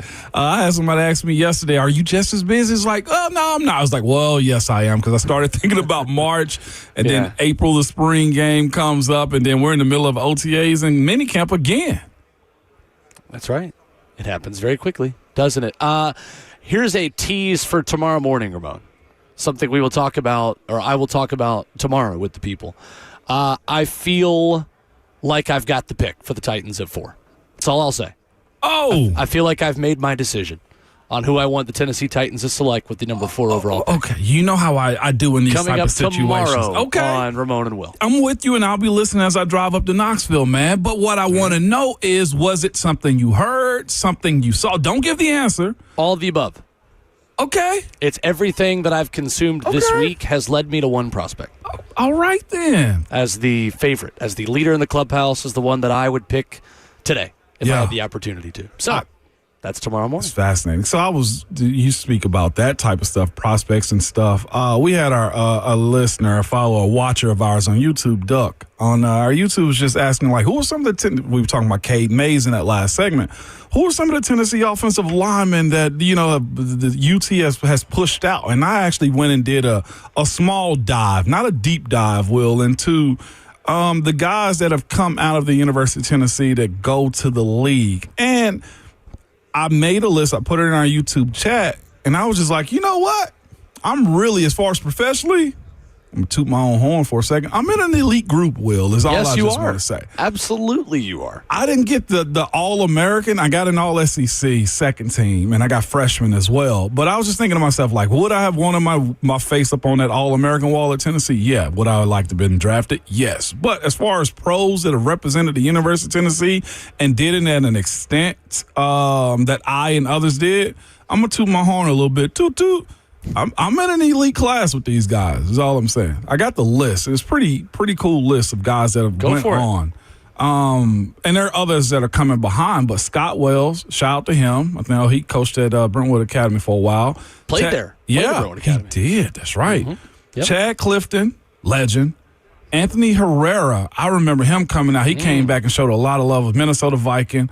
Trey Smith, who's ascending up right now. One of the top guards in the league, for sure. And late draft picks, still don't get that one. Fred Weary, legend. Cozy Coleman, I put myself in there. Darnell Wright looks like he's turning the corner as well. Harry Galbraith and Trey Teague. Like, as far as extended long careers, there are some guys that have some 4- and 5-year careers, but as far as double digits or Pro Bowls or All Pros or Super Bowls underneath their belts, that's the list. We need more. Sure. We need more. Defense and secondary for the Vols, though, is elite, and wide receiver as well. Well, speaking of, Germad McCoy is the big story this morning at the NFL Combine, and he is speaking. I could throw a rock and hit him right now. I'm not going to. I don't have a rock. That's why. I'm kidding. He is talking right now, so he's not going to do any workouts here at the Combine. He just said, this is via Dame Brugler, he has been cleared, but is going to wait until Pro Day to work out and test for NFL teams. Nothing here. He wants a little more training time in his return from the ACL. His whole football season was training time. Recovery time. It's an interesting situation. I'm interested to see what his Pro Day looks like. I wish him all the best. I hope it works out. To be honest with you, Ramon, I think there's a dream scenario where he falls all the way to the 35th pick and he's a Tennessee Titan, and I would sprint to the podium. I'm serious to make that pick. I don't think that's totally an outlandish thing to hope might happen. Yeah. I don't think it's likely. But I think that is something I would certainly be open to. Would you? Most definitely. If that talent drops to the second round, who's the ECU corner that was ACL last year? So there have been a couple the past few years. There was Siobhan Revel. I think it was. And then there was Will Johnson. Yes. Out of Michigan, going to the Arizona Cardinals. Yes. That was the other one. And everyone expects him to be a stud in general. Will Johnson, that is.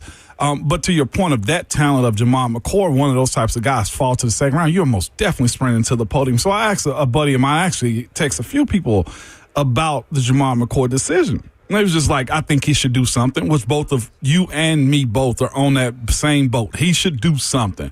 And then another one of the comments was, is it a detriment to him? Not really. It's like, but definitely something that I think teams will pay attention to. And I think that's just what it is. He has to, no pun intended, hit the ground running at this Tennessee Pro Day. And as many times that he's getting called on a visit, a 30 visit, he's got to go and perform or at least be upfront about what his conditions are. Like, the one thing he don't need, to your point about him not doing anything, he doesn't need to overload himself with a lot of work and then that knee blow up and then he's not able to do anything. This extra time is what I'm hoping fixes those issues or concerns about the reaction to the knee. Sure.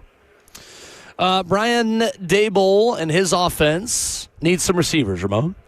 Mike Borgonzi asked about scouting receivers, the difficulty of bringing in college receivers to contribute right away. I think this is a really interesting answer and an interesting breakdown on a number of wide receiver prospects from the Titans GM. You know, the technology now with you can cut all those plays up. So if there are press man clips that they're playing against, you want to see those. And sometimes you just have to, you have to evaluate sometimes the strength too.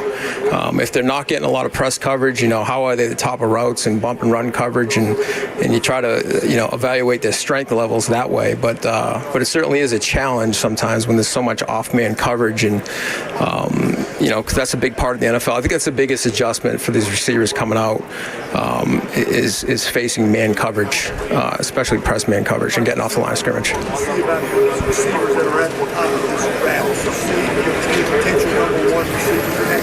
I think it's a good clump of receivers. Yeah, up there. There are. Tate's a really good player, and Lemon and Tyson. I mean, there's a really good group at the top. And I think there's good value, too, in the middle rounds at receiver position. Ramon, I don't know if you caught this, too. He did not talk about the receivers the way he talked about the edge rushers, No, he did not. Not even close. Not even close. Justin, do we have the edge rusher quote? Can we play those side by side just to compare? Because he raved about the pass rushers. Yeah. And when asked about the receivers, it took him a while to be like, Tate's there. Lemon's there. And it's interesting he brought up Carnell Tate first, who is widely viewed as wide receiver one. Right. This was Borgonzi on the pass rush guys at the beginning of this press conference. I don't have it yet, just yet. Give me a Okay. second. Yeah, but you hear his love interest, do you not, Will, how detailed he is versus one and the other? Yes. By the way, I got a new nickname for him. Hopefully he enjoys it. Okay.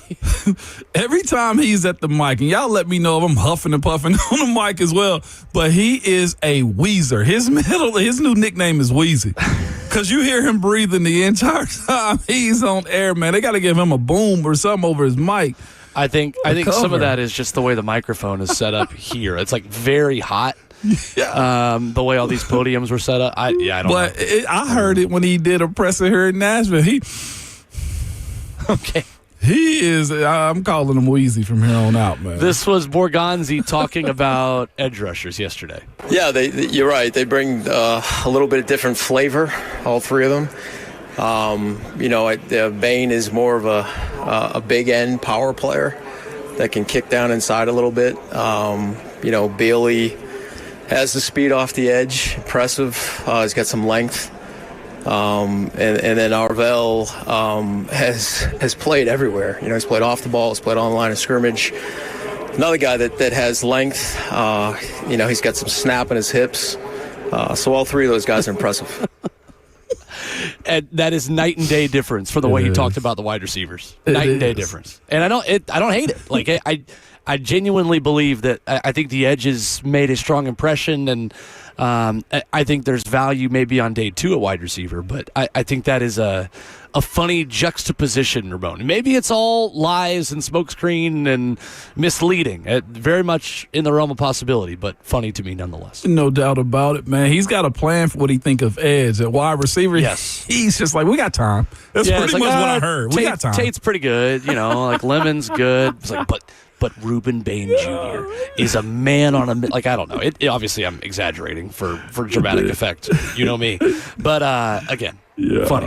All right, coming up next, Amy Wells joins us. Ramon, you have taken to these airwaves and slandered. I did. One Amy Wells with Taylor Zarza on the other day. Taylor told on you. And so Amy Wells will join us. I'm just going to let y'all talk things out. Coming up next on 104.5 The Zone.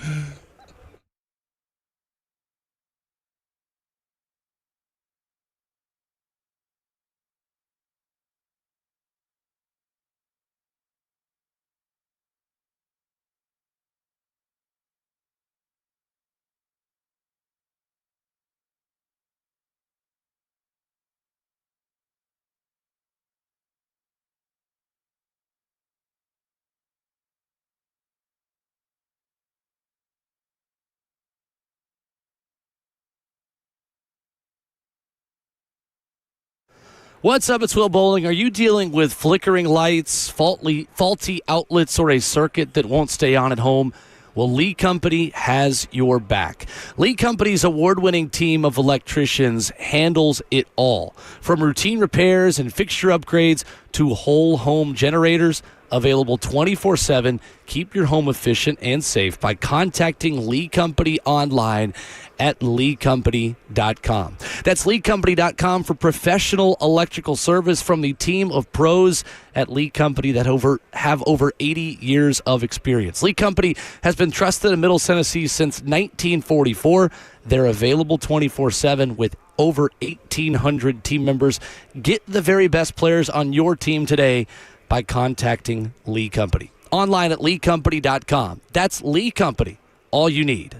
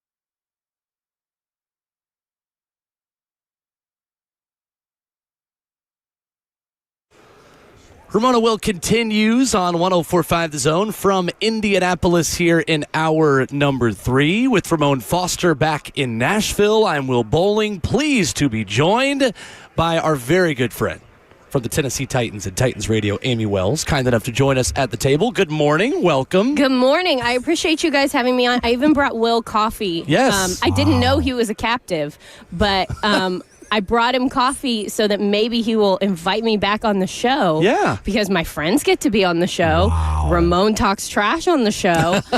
And I want to be back on. I want to be in the rotation. We're back. Absolutely. This should absolutely happen. Came in hot with all of that. Amy, anything else you want to lay down? Listen. No, that feels like a good start, right? That's like a a great good start. jumping off point. You did that and got Will on your side by bringing him coffee. And then looking at the cameras right now, not even a mini cup. You brought Will a big boy, and It's appreciated. I'm a little jealous about this, Amy. I don't like this. Don't like it one bit. Here's the thing, Ramon, when you were at the Combine in years past, I would make him go with me to get the coffee because he had the biggest hands. So Fair.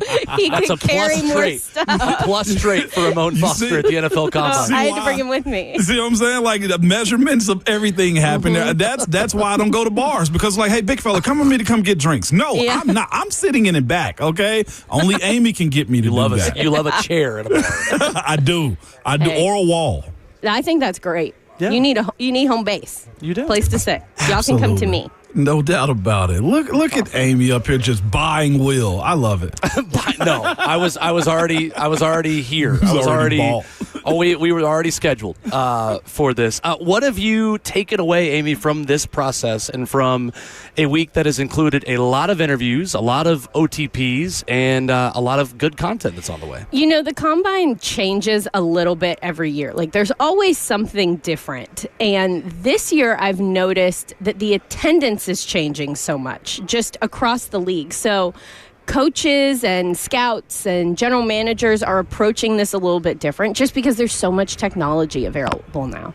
So there's also the fact that the East Coast was hit with an epic snowstorm, like, as everybody is coming to Indianapolis. So there were some real travel delays that were outside of anybody's control. No one could do that to get around the snow. But it has been just a different attendance. The way that teams are covering the Combine is changing a little bit. The way that other media entities are covering the Combine is changing a little bit.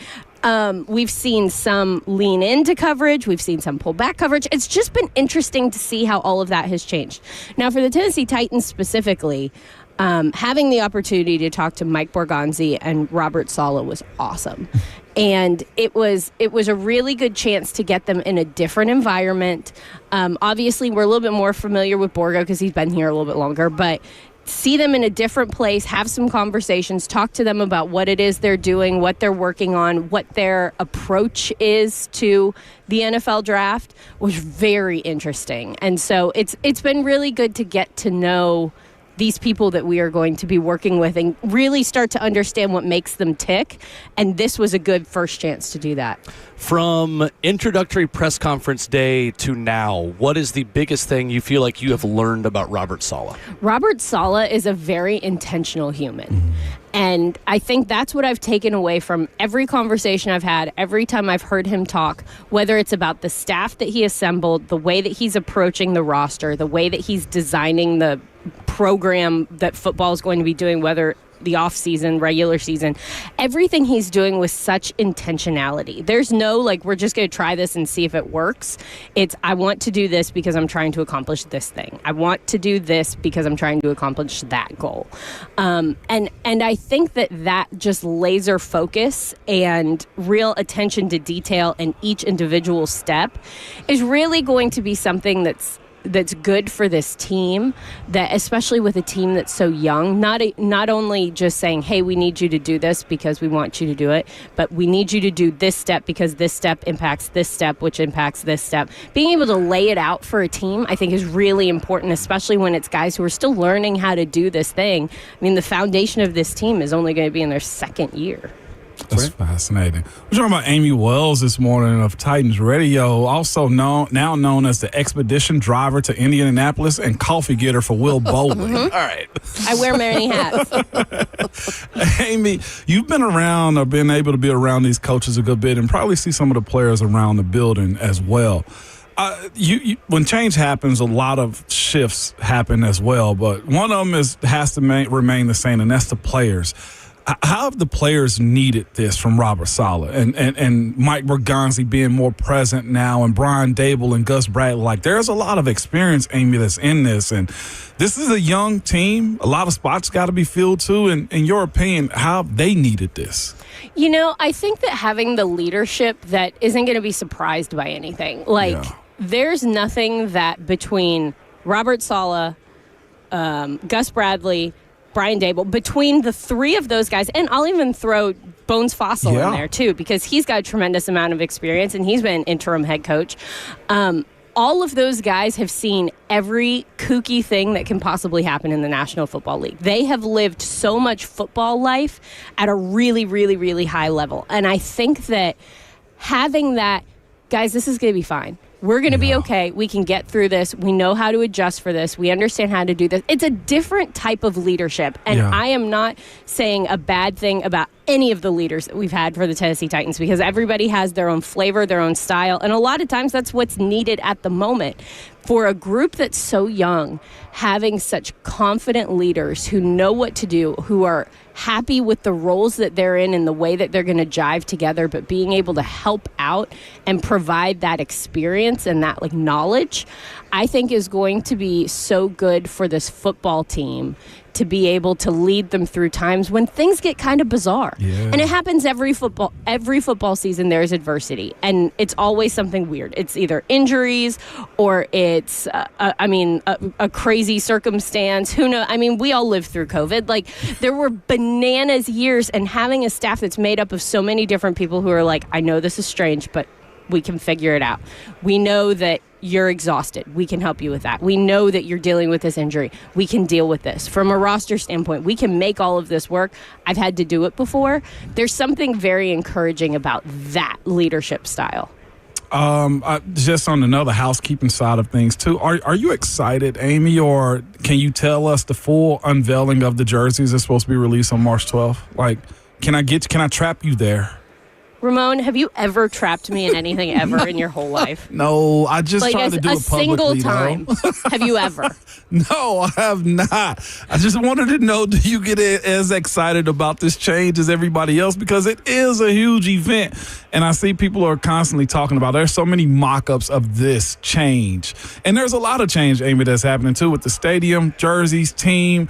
The management of that has to be a lot when you look at, the way you guys are day-to-day inside of the building right now. Can we talk about that new stadium for a second? And I'm really not trying to dance around, but no, I drove by there the other day. So I'm coming from north of town. So when I come into Nashville to go to the Titans training facility, I don't drive downtown as often as a lot of people do, so I don't see it very often, but I did drive downtown the other day to come and pick up my crew in my giant vehicle. That's right. And I drove past it. Guys, it's a real live building. Yeah, it's pretty insane. It's like how an it just actual became real thing. A mountain of a structure in what feels like a snap of a finger to us, and obviously definitely wasn't a snap of a finger. Yeah, but it is incredible how quickly it has happened, and how even with a historic ice storm and all of these things, they are still right on time, right on track, and it's beautiful. I hadn't had a chance to really talk to anybody about that yet. Sure. So you said new stadium, it made me think new stadium and just how crazy excited I was. But also, Ramon, quit playing, friend. I am unflappable. You cannot get me. I'm trying. I'm really trying. It's not sorry. But I drive by it every single day. To your point about the stadium, one, you don't realize how big it is. It covers the old stadium up. And the other part that's more shocking to me is, I think if you do ride by it and you hadn't seen it in a while, it seems, one, as I said, massive, but close to the interstate as well. Well, I think we're used to a little bit more of a buffer. Yeah. It does kind of feel like, am I going to drive into this thing? Right. I mean, we're used to kind of just the perspective of the old Nissan Stadium being back a little bit. But yeah, it is a lot bigger, though. Yeah. I mean, it's huge, and it's going to be so pretty inside, and it's going to be. I just can't wait, I'm you very guys. excited. I think it's going to be great, but I'm also really excited about the last season in Nissan Stadium because there's going to be a lot of really fun moments to like relive the glory days and just kind of all get in our feels a little bit about the nostalgia of it. And so I'm excited about that too. I'm excited to kind of like do the full farewell tour and like really make sure that we all get our money's worth out of that last season in Nissan Stadium. That is one thing, Ramon, too. It feels like when we talk with people from other teams while we are here, the first thing that people who have recently seen us will say is like, first of all, we love coming to Nashville. It's our favorite road trip of the year. Like, we love you guys. Secondly, that place looks legit, and that place looks amazing. And we were talking to people from another team the other day that's just like, we are so excited to get in the new building. And the reputation of, I think, what is being built in Nashville, and I think this is where it kind of comes full circle back to the football, like, this coaching staff is highly regarded. Mm-hmm. There are people that are trusted and liked and respected through the 31 other teams that are talking with us, saying things like, you guys put together a good staff. You are building something new there, and we are excited to see what it looks like on the field and in the stands around what that new field is going to look like. Right, absolutely. This has been the talk of the Combine. You walk up wearing a Titans logo or Titans branding, and people are like, oh my gosh, your new stadium. Oh my gosh, your new head coach. Right. Like, and it's 1 and 2. It's happened a lot. Mm-hmm. So it is a really exciting time to just be a Tennessee Titan. Like, it is a really exciting time to be associated with this organization and be a part of everything that's happening because it just feels like the sky's the limit for this organization right now. And the things that can happen on the field, where they're drafting, with the coaching staff that they have, with this awesome thing on the horizon that we're about to move into. It just feels like there's so much good trending in that direction. And I get that fans have been hanging on just by their fingers sometimes trying to hang with us. And I know it's frustrating, but there's so much excitement to come. And I just need people to just believe me, because you listen to Robert Saleh talk and you're like, oh, this is good. Yeah. Then you listen to Mike Borgonzi talk and you think, oh, this is really good. Yep. And then you listen to the coordinators, and then you see where we're picking, and then you see the guys that are going to be in this draft and the possibilities that there are. Like, it's good on good right now. I do want to talk about Brian Dable a little bit, because we've not touched on the coordinators yet, and we played the audio earlier. It was funny that Borgonzi was on with Tom Pelissero of NFL Network and admitted, he was like, I was coming back from getting a coffee here last year, and Brian Dable sat me down and cornered me and tried to talk me out of drafting Cam Ward because he wanted to work with Cam Ward. Now he does get to work with Cam Ward. What about those two human beings' personalities works so well together, in your opinion? Oh, they're gonna be a hoot together is what it's going to be. I think that Dave is so no nonsense. I think that he's going to tell you straight up how this is. I think he genuinely will want Cam to get better. He's going to want to help him improve, but Cam's about to get a little bit of his own Cam back at him. and I think it's going to be really good. I think that he is going to have somebody who's going to shoot him straight, tell him what he needs to do, challenge him, push him.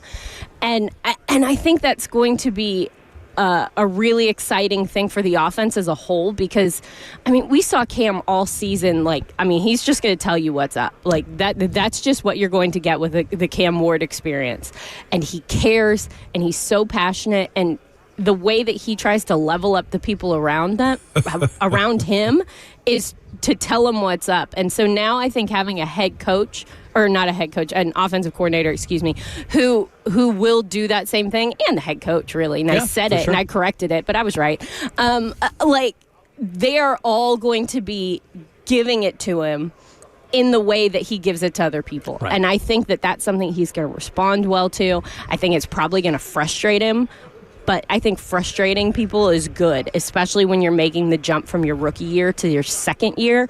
Ramon, know the expectations in that amount of time are bananas. It is. And so, this is going to be go time for Cam Ward. Yeah, you're not allowed to have excuses as much as a second-year player. To your point, Amy, you're expected to be a pro at this point. But I did think it was fascinating hearing Robert Saleh say how they were going to approach Cam. And Will and I had this conversation, I think it may have been Monday or Tuesday, where he said he's going to treat Cam like his rookie year all over again. And I think that's super important because Cam he experienced a lot.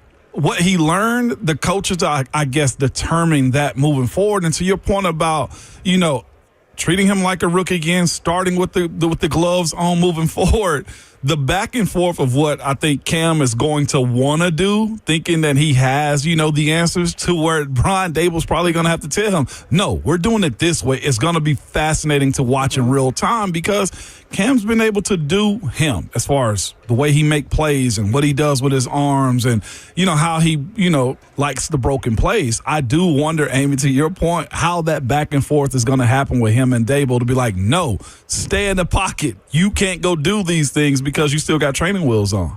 I think we're going to find out at training camp, and I think it's probably going to be loud, and there might be some words that we can't play on the radio. I want to play them.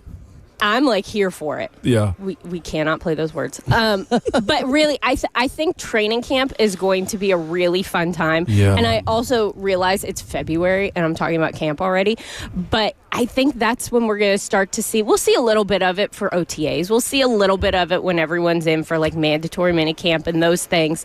But training camp when it's hot and they've been at it for a while and they're frustrated. I know that look on Ramon's face. Yeah, and they got beat the day before and you start needling Cam a little bit because of something and there's smack talk all around. I think that's when we're going to see the difference. I think that's when all of this is you're going to realize, this is a different team. Mm-hmm. I think that's what it's going to be. Do you get tired in training camp as well?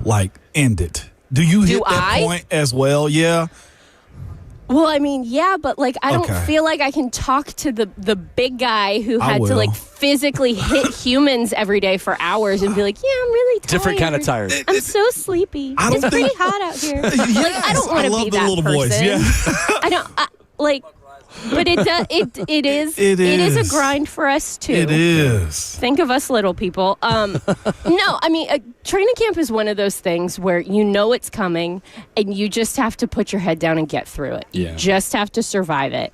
And we use it so much in my world as a kind of a dress rehearsal for the things that we're going to be doing throughout the regular season, whether it's different programming, different TV shows, trying out different media concepts and seeing if they stick, if they work, if we can feasibly even do this thing we've been talking about for 3 months. So we use that time for a lot of those things.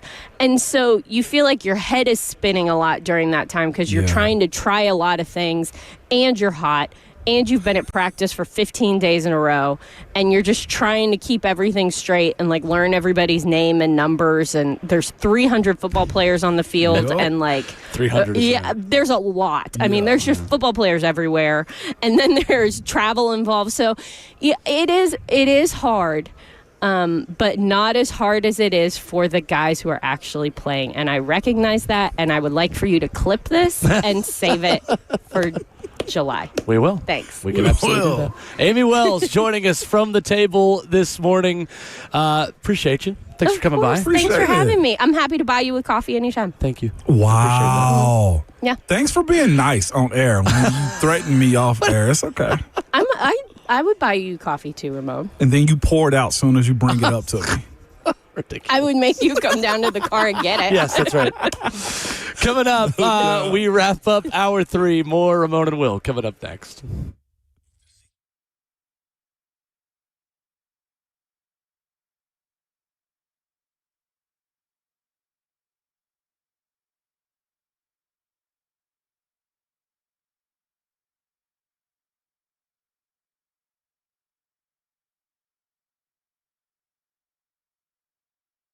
It's Ramon Foster for Jewel Roofing and Exteriors, man. Here to tell you about my friends at Jewel Roofing and Exteriors.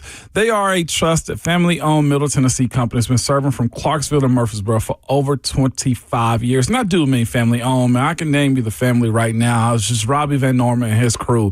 They're awesome. They live here in our community. They're from Tennessee. They want to make sure that the people they live around aren't getting scammed or not dealing with a company that they cannot trust. I'm telling you right now, you can trust Jewel Roofing and Exteriors.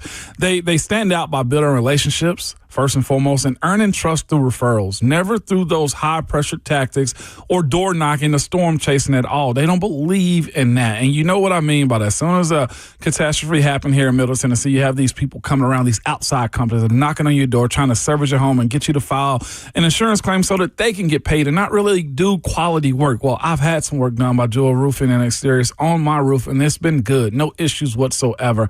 I'm here to tell you, for a local company that you can trust, simply call them at 615-868-9999 or visit the website at jewelroofing.com. That's Jewel Roofing with 2 L's.com.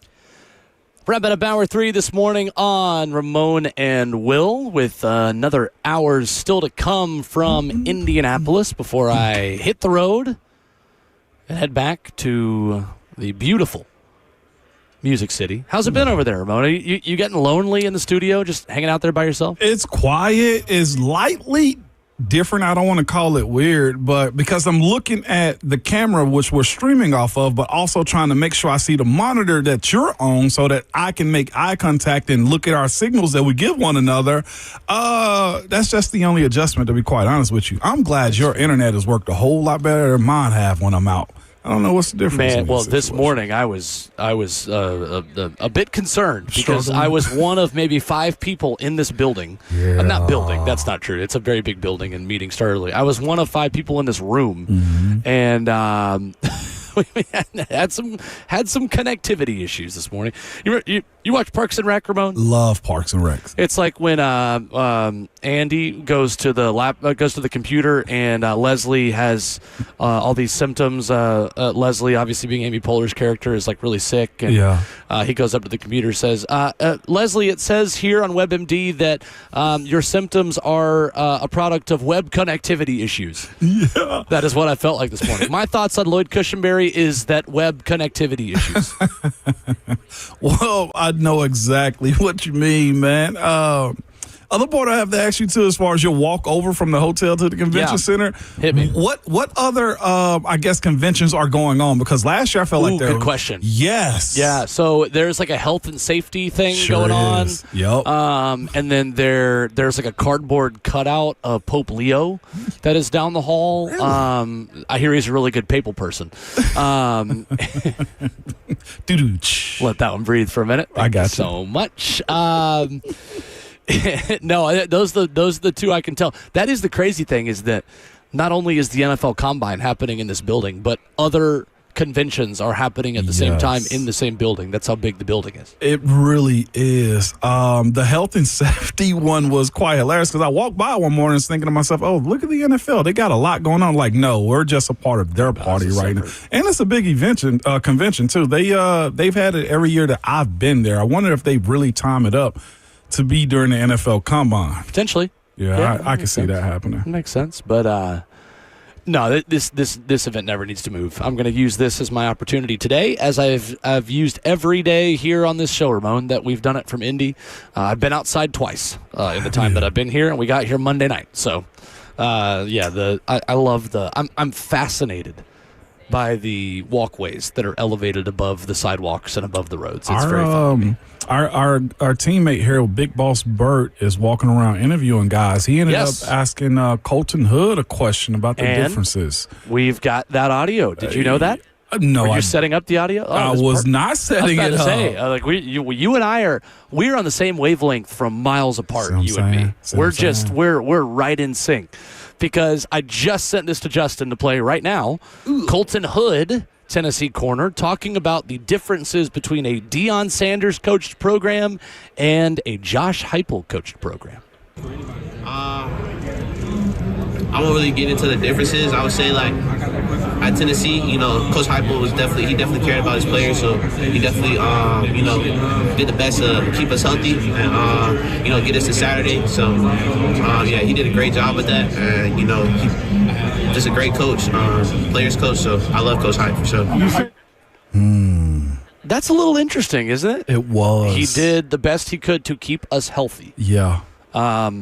Tennessee was pretty protective over guys that were a little banged up last season, and David Sanders, who was expected to play the first couple weeks of the season, we had to wait a little bit before we saw him at tackle, and obviously well-documented Germad McCoy didn't play a snap and was telling people that he was going to play against Arkansas, which Ramon was like halfway through the season. Is that a significant answer to you? Is that meaningful, hearing Colton Hood say that? It is, just because he wouldn't speak on Colorado or Deion Sanders as a coach, and he made it about health and safety more than almost anything else. I'm not sure if Colton's alluding to the fact that Coach Heupel really paid attention to guys' availability, or is it the lack of resources, respectfully, that Colorado does have or don't understand? And that may not have been a Coach Heupel versus Prime versus Coach Deion Sanders type of question, and may actually just be a significant difference between training rooms and how they manage those guys as well. You could tell Colton Hood was very cautious in how he spoke about one program versus the other. And I'll say this, I respect the heck out of that, because he could have really caused some issues for himself and for Coach Sanders and just his pre-draft conversation. But as he said, and I'll take it for what it meant, he just tipped his cap for the way that Coach Heupel cared about their availability and abilities to perform on game day. Mm-hmm. Yeah. It is telling with what he did not say is what I'll add to it. Right. Interesting. That's the way I feel is like, right, Colton. Interesting, sir. So I have the take this morning after hearing about Germad McCoy not working out at the Combine that I will not be surprised if Colton Hood gets drafted before Germad McCoy. Do you think I'm crazy for having that opinion? I don't think you crazy. I just think it's the right now. Oh, hey, whoa. Uh-oh. Justin, hit the sounder for me, please. Which wow. one?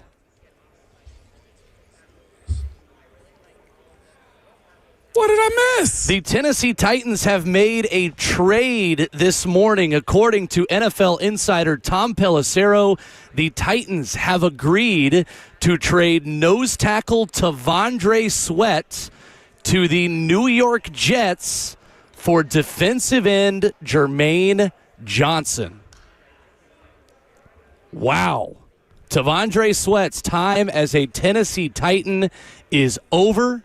Jermaine Johnson heads from the New York Jets to the Tennessee Titans. Ramon Foster, your initial thoughts on a big trade by General Manager Mike Borgonzi? Whoa, they're going for a body type, clearly. We brought this up as we were speaking about T'Vondre being able to play nose tackle, or will he be athletic enough to play in this system? We need to go back to the answers that that Robert Saleh gave the other day. Speaking about T'Vondre, when asked about Easton Freeze, if I'm not mistaken, he said it's very hard to play, it's very demanding for a defensive lineman to play in this system. And I wonder where they saw T'Vondre at in this one. I ain't going to say he gave us the answer to this, but he did at some point, Will. The questions about T'Vondre's body type and the style of player that he is was told to us on Monday or Tuesday. That is fascinating. Wow. Yes, okay. it is. So, on Jermaine Johnson, let's learn a little bit about him, Ramon. 6'5", 254 pounds.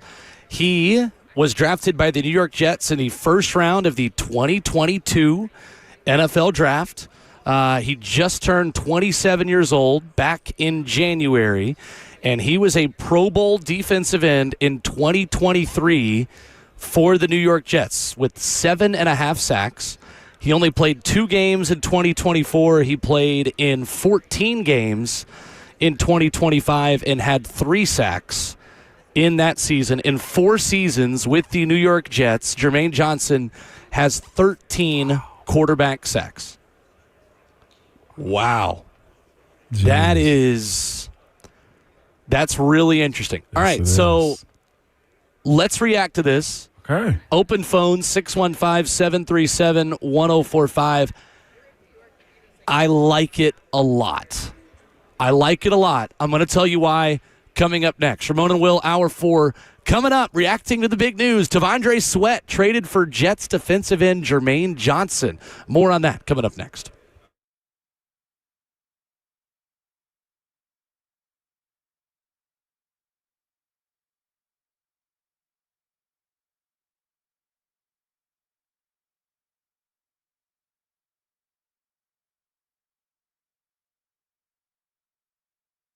Tennessee was hit hard by severe weather last month from Winter Storm Fern. As communities across Tennessee continue to work to rebuild from flooded homes and storm-damaged schools to infrastructure weakened by melting snow and ice, I'm here to tell you USS is here to help and always are. Since 1994, United Structural Systems has helped thousands of families and businesses restore their homes after foundation damage. Often, that damage comes from the kind of severe weather Tennessee sees year after year. USS, I will tell you, doesn't just fix structures. They help restore stability, safety, and peace of mind, especially for people recovering from storms, flooding, and shifting grounds. Their community involvement, it involves supporting local schools, neighborhoods, and organizations like Habitat for Humanity. It reflects their belief that rebuilding is about hope and rising again together. And I'm here to tell you, United Structural Systems is proud to support Habitat for Humanity. This spring, they have a build starting in March with Habitat for Humanity, which is their 10th Habitat build. Yes, that's 10 whole houses that they've contributed to. Again, United Structural Systems believes in rebuilding this community and fixing the issues that you guys may have had. And I'm here to tell you that if you have any foundation repair or waterproofing needs around your home, simply visit USSTN.com. That's USSTN.com, and make sure you tell them that Ramon sent you.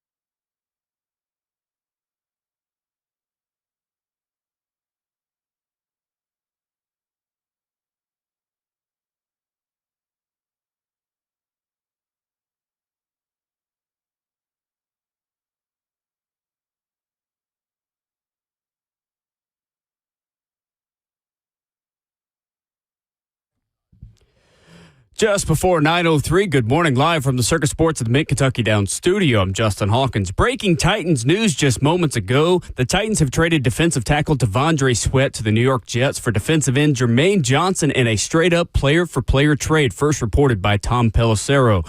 The trade cannot be processed into the new league year, which begins on March 11th. Johnson, in 4 seasons with the Jets, had 13 sacks, 101 total tackles, and an interception. Titans head coach Robert Saleh was in New York when the Jets drafted Johnson in 2022 with the 26th overall draft pick. Yesterday, the Titans released 2 players in center Lloyd Cushenberry and safety Xavier Woods. Cushenberry signed a 4-year, $50 million deal back in 2024 and suffered an Achilles tear 9 games into that season. This year, Cushenberry was due $8 million, but is reportedly being released due to a failed physical. The move saves the Titans $3.4 million in 2026. For Xavier Woods, he signed a 2-year, $8 million deal last offseason, and that move will save the Titans $3.8 million this season. He played in 11 games last year and recorded 2 interceptions as well as a sack. For all your foundation repair and waterproofing needs, you got to go to USSTN.com. Breaking news at once on your home for the Titans and Vols. This is 104.5 The Zone.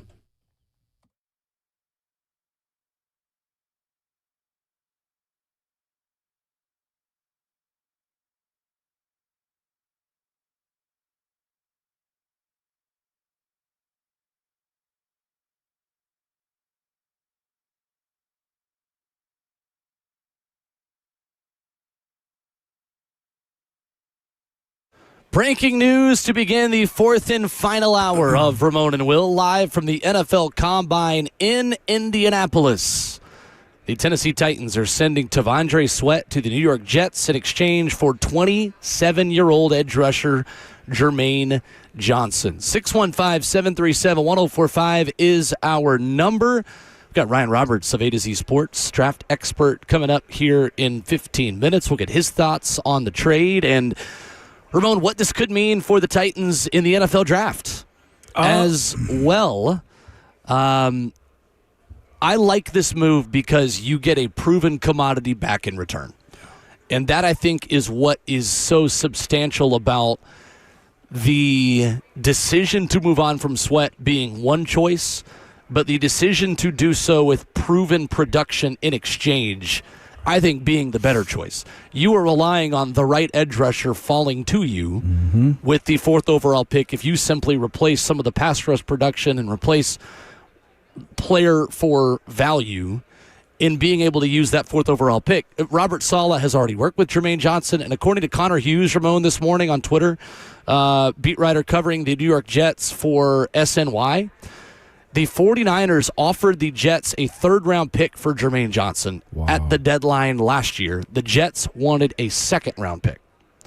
And now a few months later, Robert Saleh gets his guy. For the same conversation we had about Brian Dable going all in for his guy last year in Cam Ward, this is Robert Saleh now on his 2nd try, getting his guy back at defensive end in Pro Bowl defensive end Jermaine Johnson. No doubt. What a heck of a move. They're allowed to make this because of the cap, number one. Just throw that out there. The Jets picked up this fifth year option, which is about $13 million in itself. They got the room to make that happen.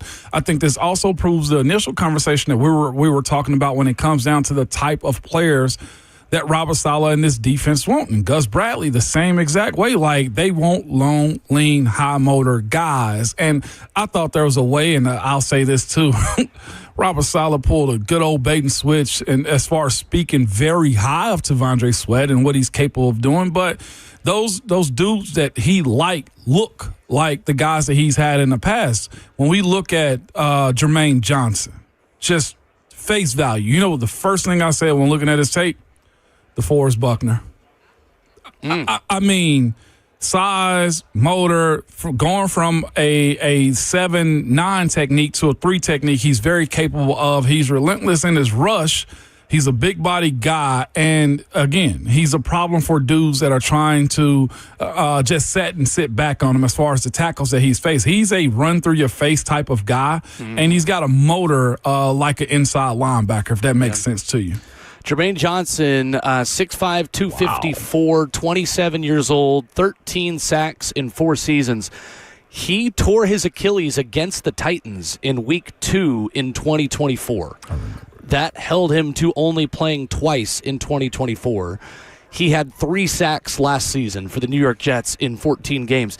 It is also telling to me that the Jets were confident in his recovery from that injury enough to pick up his 5th-year option nearly a year removed from that injury. So they picked up his 5th-year option last August and decided to do that. And that was the kind of player they wanted to still invest in. This is more value than I thought they'd get back for Devondre Sweat. Same. Like, this is because, again, if you are insinuating that the Jets wanted a second for Jermaine Johnson this time last season or at the trade deadline, like, this is about a second-round value on T. Sweat. And you're essentially getting back what you used to pick Devondre Sweat, because he was a second-round pick with a number 38 overall pick. Clearly, too, I mean, Devondre's injuries held him back here. He never had the production that you wanted to see from someone with the physical makeup and ability that he had. I think he could have still worked in this system. I believe this is an offer you can't refuse, though, considering Jermaine Johnson is already a proven pass rusher that your head coach has worked with and tried to trade for last year. No doubt. And to your point, too, about a good negotiation is where everybody feels dirty about what they got in the end. You mentioned Devondre Sweat and his, production or lack thereof that he's had here, the fact that he couldn't consistently stay on the field. And then you run the risk of giving up a high, value player in Jermaine Johnson from the Jets' perspective, and knowing he's coming off an Achilles and knowing that the Titans got to take on their 5th-year option money as well, into saying, like, the commitment for both sides, for T. Sweat and also Jermaine Johnson, is a 1-year deal for both of these guys. I don't know if the Titans are going to be trying to extend him out, but more than anything, they get first dibs on a guy that's still in recovery mode, that's got a high ceiling, that's already proved that he can be very productive in this league. Right. I genuinely do think both sides won something and lost something in both of these trades. I agree. A scheme shift for New York and making adjustments. I think a fresh start makes sense for T. Sweat, and I think the Titans making a very thin edge rusher room less thin better makes a lot of sense. I'll say this, though, Ramon. I don't think this changes anything with the 4th pick. I agree with you there. What to me, this removes a guy on the interior, and you went and just replace it. Like you said, I think this is a 1-to-1 shift to me. There's still, I think, a D tackle that has to be taken from this team or signed in free agency. And depending upon how you want to look at this, let's say if you do go with Ruben Bane at number 4, You still get a threat of a guy that can move inside Jermaine Johnson and keep Ruben Bane outside, or vice versa. Well, I think it's the other side. I think Jermaine's the guy that stays on the outside. You think he stays, and so the way I look at this is you can move Jermaine inside, Jermaine Johnson inside. Now it somewhat opens up the door for a David Bailey type, a pure rusher. Yeah, I mean, that's interesting. Just to throw a glitch in this conversation. I personally see Jermaine Johnson more as the speed around the edge type. I was just looking up his relative athletic score. He ran a 4.58 at the combine when he came out of Florida State. His relative athletic score was a 9.86. 34-inch arms, Ramon, on Jermaine Johnson. That's long touch somebody. Edge rusher. And that's essentially the opposite type of what Ruben Bane Jr. is. I do think this may put someone like Caleb Banks on the table, though, for the Titans. A very big table. Yeah. But he just measured in, by the way, we're starting to get measurements. It's so fun looking at measurements this time of year. Dana Jeremiah says 6'6", 327 on Caleb Banks, 10 7/8 hands, 35-inch arms, 85 3/4 wingspan. Trench monster. He is a pterodactyl. Yeah, pterodactyl at 327 pounds. Let's quickly go to the phones before we get to Ryan Roberts on the other side. Bobby is in Nashville first up. He just got a new baby girl. Hey, how y'all doing? We're good, Bobby. Good morning. First time caller, long time listener. Hey, appreciate it, man. Thank you. Go ahead. Yeah, man. I wanted to call, man, and voice my opinion on the trade. Okay, what you got? I like Keith Sweat and all, but I've been watching tape. I ain't really know too much about this Jermaine Johnson. Then I started watching tape immediately. I like the fella. I'm watching the documentary now. I believe he's going to go out there and want to get that ball. He violent, ain't he? Man, that boy violent, man. Let me tell you something. I like violence. That's one thing I've been loving all my life. As long as your violence is legal and only on the football field, Bobby. That's all we ask, Bobby. We appreciate it, Bobby. Quickly, we go to Eric in Nashville. Up next, thoughts on the T'Vondre Sweat trade. What's up, Eric? Hey, guys, you kind of made comments about the fact, of course, we're solid, and y'all covered that, which I was happy, and you talked about fit and everything. But with the acquisition, do you think, sir, with the scheme type of defense that we're running, this is a better fit for him? And also, how do you think this impacts as far as Jeffrey Simmons' play? Do you think it could make him more effective or even better than he was last year? I just want to get your thoughts on that with this acquisition. Guys, it's always a pleasure to talk to you. Y'all take care, and we'll talk again soon. Yeah, for right now, I think Jeffrey Simmons will be calling Borgonzi saying, all right, what's your plan for who's playing next to me on the inside? Because, it helps you on the outside. You get better on one side of Jeff, but you also get worse on the other side of Jeff. So you did just get better at one spot, but you did get worse at another spot, and there's plenty of time to address that. But I can't tell you for sure it makes Jeff better yet because I don't know who they're replacing Sweat with. Well, at least he's got somebody that's capable of getting sacks at a higher blip than what T. Sweat was available to do, Yeah, fair. A lot of reaction on social media to this, and I don't know. I think a lot of people like it. The one thing I do think from the Jets' perspective is one of those edge rushers is not going to make it to you at 4 now because the Jets have the second pick, and now they are in high demand for an edge rusher themselves. Yes, they are. There's always available bodies, listeners, at D-tackle. I feel like if we're worried about, what do you do with Jeff? I just look at it now and say, initially with no help at edge the way Jermaine Johnson helps, I didn't know if David Bailey was going to be a part of this conversation. I think he's, as far as my perspective, he's re-entered the chat. Nick Suss, the Tennessean, just tweeted this before we go to break. The Titans' last 7 second-round picks, Ramon. 7? A.J. Brown, traded before second contract. Christian Fulton, never got a contract extension here. Dylan Radins, never got a contract extension here. Roger McCreary, traded before second contract. Will Levis, replaced after 1 season as the starter. T'Vondre Sweat, traded before second contract. Femi Oladejo, changing positions in year 2. Wow. The last 7 second-round picks by the Tennessee Titans. Especially considering, Ramon, you're picking at the top of the second round. Yeah, you are. In a lot of those drafts, it's too early to really put Femi in there as any sort of confident talking point. He needs time, and I think it's fair to give him that time, but the Titans have got to do a better job drafting in the second round, especially when you consider that on the edge of the second, at the beginning of the second round, you are essentially getting a guy that could have gone in the first more often than not when you're picking in the mid to low 30s the way they have the past couple of seasons. And just a smidge of context, too, and I know you this is without knowing, but there will also been different eras, 3 different GMs GMs drafted coaches. those 7 players. Yeah. 3 different GMs. When you keep changing types, this is the side effect. I mean, it might still be the better side effect versus what you could choose, but this is the challenge of changing the type you are looking for year in and year out under new management and new coaching staffs. There's a guy in particular that fits perfectly next to Jeff, as one of my sources just hit me, and that is John Franklin Myers as well. Oh, yes. I would just go ahead and pencil him in, man. Like, I think that is the slam dunk addition of the offseason as someone to put next to Jeffrey Simmons, who is a sack getter from the interior defensive line position for a 4-3 defense, who's played for both your defensive line coach and for your head coach, and makes so much sense. I don't want to say to your point, pencil him in. Yeah. But I got a feeling that's his agent they're talking.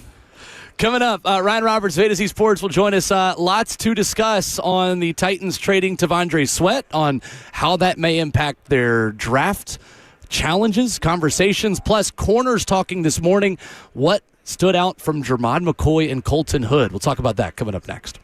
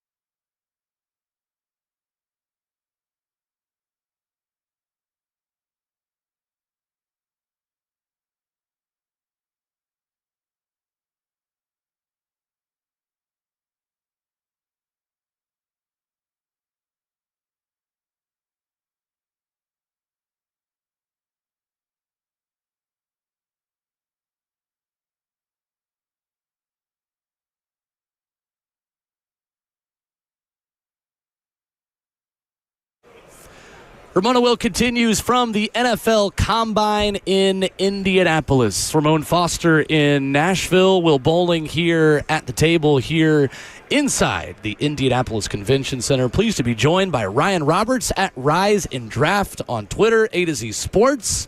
What a morning to be talking Titans. What's going on? Good morning.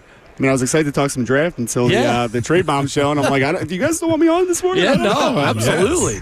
Absolutely. Well, from your perspective, I'm curious your initial reaction to the T'Vondre Sweat trade, what you thought of him coming out of Texas, and maybe something on Jermaine Johnson as well as the Titans move on here. So with Sweat, it was fascinating because it was never about the unteachable stuff of just his athleticism and his natural size that he brings to the table. It was always a question of just kind of, does he want to be great? Like that overall drive. And there was, obviously it was talked about a ton in terms of like just some of the off-field just answers that he had to do coming out. But I mean, he showed in his rookie years like he is a very useful, good football player when he is locked in. It's just, can he consistently be locked in from a day in and day out perspective? So I think a fresh start for both sides is probably a good thing, right? Like I don't know about Sweat in New York. Like that's a little scary to me. But I'm kind of with you. Yeah, but I mean, I do think that he is a talented, useful football player when he's locked in. Hopefully that fresh start is good for him. But I think for the Tennessee Titans, I mean, edge was obviously with corner and wide receiver the biggest needs going into this offseason. So bringing in a guy that has had flashes when he's healthy. Again, I think that this has a chance to be a win-win on both sides when you really think about it at the end. I think it's interesting, too. I mean, playing on the fifth-year option this season, right around $13 million for Jermaine Johnson. We just got done talking about how the Titans were smart to move on from Lloyd Cushenberry because he was coming off of a torn Achilles, and large humans coming off of torn Achilleses are challenges to really be yourself again. Right. And they just traded for an edge rusher coming off of a torn Achilles in the 2024 season that actually was injured against the Tennessee Titans in Nissan Stadium a couple of years ago. What do you remember about Jermaine Johnson coming out? I mean, first-round pick, 2022, ton of athleticism, ran a 4.58 at the NFL Combine. But another player, again, that is a different type now coming into a Titans defense with a new system. Well, he had a fascinating background because he was an Independence community college kid. Then he transferred to Georgia first. He wasn't able to really get traction there, so he ends up at Florida State, and he had obviously his breakout year. So he was always viewed as a somewhat of a boomer bust player to a degree because he only had one true year of big-time production on the college level. Then he gets drafted, but you always knew that he had some of kind of the durability concerns to him, and we've seen that obviously in his early portion of his Jets career. So he's had moments and flashes where you look back and say, like, that is why that guy went in the first round. But he is one of those players that I think that Saleh obviously has familiarity with them. He wants to bring him in. You're implementing a new system. Just what does it look like? But I think that that's useful, but you are kind of towing that line of that usefulness in terms of him as a person and him as a experience in that system, but is he always going to be available? So it is a little bit of a boomer bust move for the Titans to a degree, but I do think that it can end up working out well. It's just all going to depend on the health of Jermaine Johnson ultimately. Sure. We're joined by Ryan Roberts of A to Z Sports this morning, talking Combine and now NFL trades. Ryan, with that being said, when you look at this trade to get rid of or, remove T'Vondre Sweat for Jermaine Johnson, are you getting more clarity on the type of players that Robert Saleh wants as far as the type, what he want them to look like as well? Because he mentioned Al Woods the other day, but I will say this too. Al Woods was more vertical. I think Al Woods is my height, like 6'5". I ain't going to say more streamlined of a player, and T'Vondre Sweat kind of goes out. Is you getting long and lean, or what are you getting from the types now that you've seen this trade? Well, it's fascinating, Ramona, because me and Will were talking about this a little bit before we got on air, but I don't necessarily think the Jermaine Johnson addition changes your ideology at the top, because I do think that he, at 6'5", 265, 268 pounds, like he can do a lot of the strong side end stuff and also maybe move inside in obvious pass situations at times. But I also do think that he is a good enough of an athlete and flexible enough of an athlete where he can be like that true outside track rusher as well. So it's all going to come down to, in my opinion, which player do you prefer of the top three, and if you include Arvell Reese in the edge category, right? So I do think that this gives them a this strengthens their floor, in my opinion, and allows them for maybe to push for a ceiling, in a sense, right? Like, you can take who you deem to be the best player at the top and not have to worry about how does he fit comparatively to Femi Oladejo, who's kind of more that pure rusher, who's not going to be a guy that's going to move inside and kind of reduce down. I think this allows you to take who you deem to be the best player available potentially at number 4. No doubt about it. With that being the case, then, Ryan, running back, you go Caleb Downs? Do you go one of the edge rushers? Like, does it give you that much flexibility where you consider all 3 of those positions right now? I mean, I think you consider everything. I mean, for me, like, if you don't consider all options, I think it's a very shallow decision-making process. Like, as a general manager, as an evaluator, as a head coach, I think that you want as much data points as possible to make the most structured opinion and most structured decision ultimately. So I'm a purist in the sense that I don't like taking running backs in the top 5 or even in the top 10. I was just going to ask you that. Typically, I do definitely lean towards positional value, but I do think that the tricky part though is that this is not a great class in terms of those premium position groups, right? Like we're a 1 quarterback class. The offensive tackle group isn't bad, but it's also not one where I would want to take an offensive tackle in the top 10. Not saying obviously the Titans are going to do that, but with those lack of really premium positions, because even the defensive end position, like, I like David Bailey a lot. If you view Arvell Reese as an edge, cool. Ruben Bane obviously has a lot of redeemable traits that a lot of people will like. It's the kind of that pure speed, the power converter. But it's not like any of those guys, I think, in a typical class is this premier blue chip top 5 every single year. They're more of a guy that's going to be a little bit further down the board.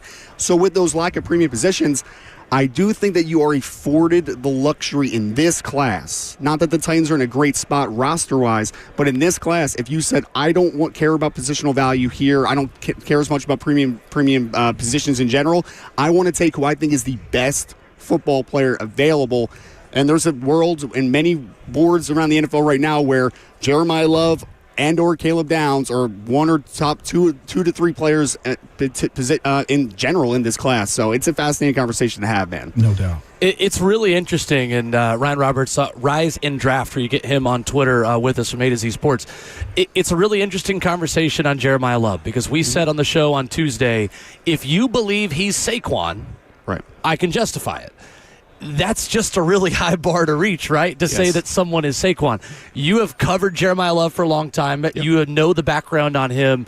Tell us more about what makes him talked about in that same stratosphere and neighborhood, because comparing a running back to Saquon is about as high a praise as we can give somebody as an NFL draft prospect. Right. I think that first and foremost, like from an pure athleticism, just physical traits perspective, there's nothing he doesn't have. I mean, he's going to be 6 foot, 214 to 215 pounds, and he's going to run the 40 this week. I was able to talk to someone close to him about that situation, and I think he is planning on running a very good number in Indianapolis. So I expect him to test exceptionally well. But it's not just the straight line speed. The stop-start, the ability to change direction, the jump cuts. Like, there is a lot of Reggie Bush to his game in terms of just working in the open field, except he's 214 pounds and not a little bit of a smaller guy like Reggie Bush was. So I think he has a little bit more of a power profile. He can catch the football as well. He was like a 10.5, 100-meter kid in high school in terms of like that long speed. So I think all those physical traits are easy to see.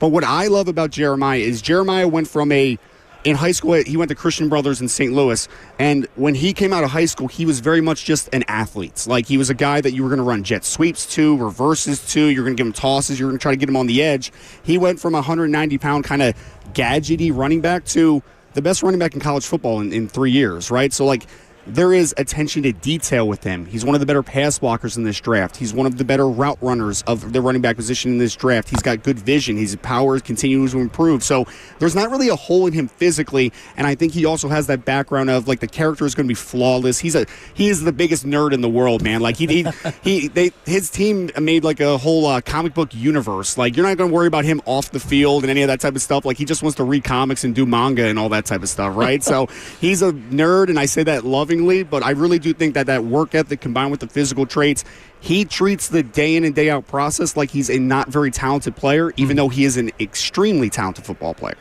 I like the sound of that, especially considering the move that was just made. But when you look at a Brian Dable offense, though, we've had so many conversations about Robert Saleh's kind of big headline comment at his introductory press conference saying, we want to do something different offensively and bring in a system that isn't from the Shanahan tree, because him, speaking for himself, Robert Saleh, like he says, I planned a lot of the same things for every Shanahan system.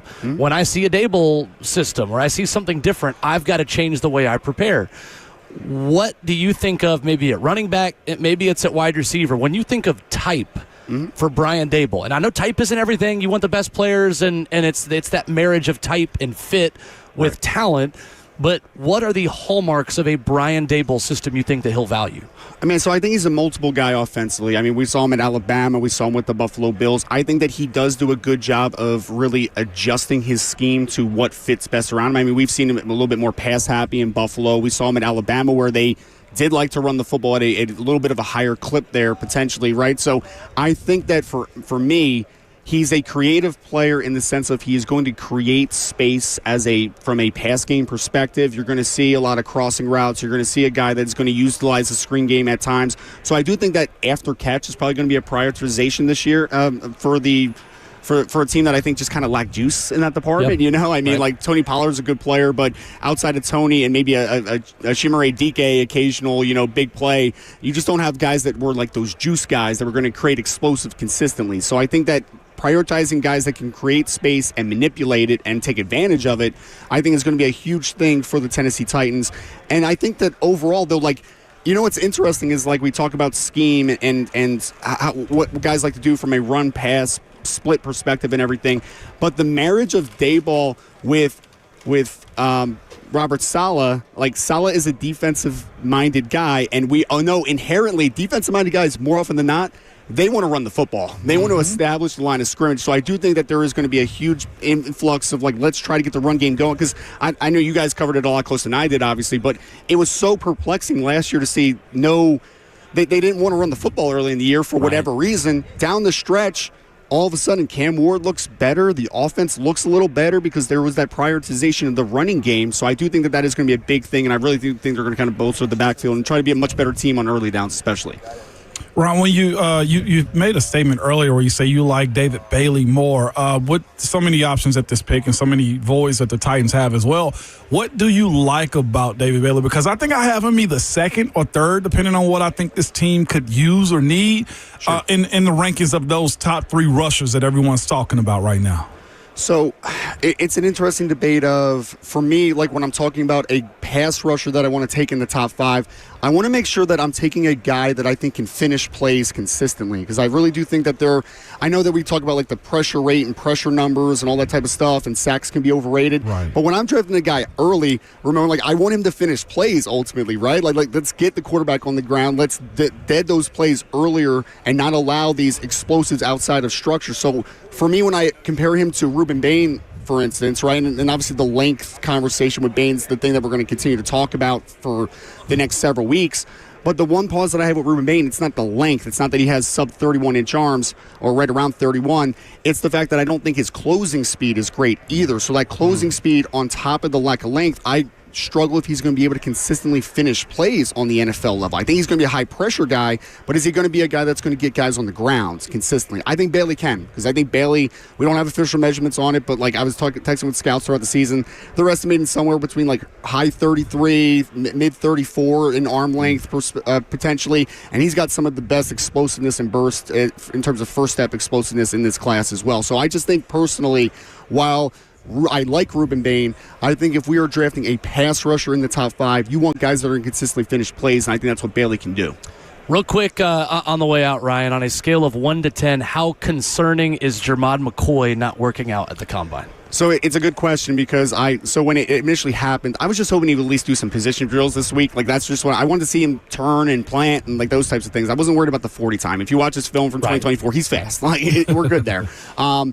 But when I started doing some digging, texting a few people, and he even said it during his podium that he's 100% healthy, right? So this is more of a agent decision, I believe, a support system decision than a decision based upon health, in my opinion, as of today. Okay. So as long as the bill of health is good and he's able to test at the pro day and show that explosiveness and that change of direction still there, I'm not overly worried about it, man. I think he is in a vacuum. I think he's a top 5 player in this class. It's just he does bring that injury concern, and we haven't seen him in a very long time since last spring, obviously. I like it. That makes me feel a little better about my former or fellow Tennessee alumnus. Ryan Roberts with us this morning. Man, I kind of hate the trade happened right before we had you on because I want to talk more draft class with you. We'll have to do it again soon. Really appreciate the time. Absolutely, guys. Hey, Thank Ryan, you so much real quick, somebody asked us to have you say, "Damn it, Meg." What is that all about? Huh? What is this? Dang it, Meg. I don't know what that was. Oh, do I sound like Stewie or something? Is that what that reference is? What in the? Okay. All right. Fight me, whoever you are. Hey, man, in the chat. we're in the part of Combine Week where I'm losing my voice a little bit, so I usually sound much better this time of year. I'm sorry. All good. No, they don't like the way I sound either, Ryan. Don't trip. No, all good. Appreciate the time. Thank you. Thank you so much, guys. We'll wrap up the show from the Combine coming up next.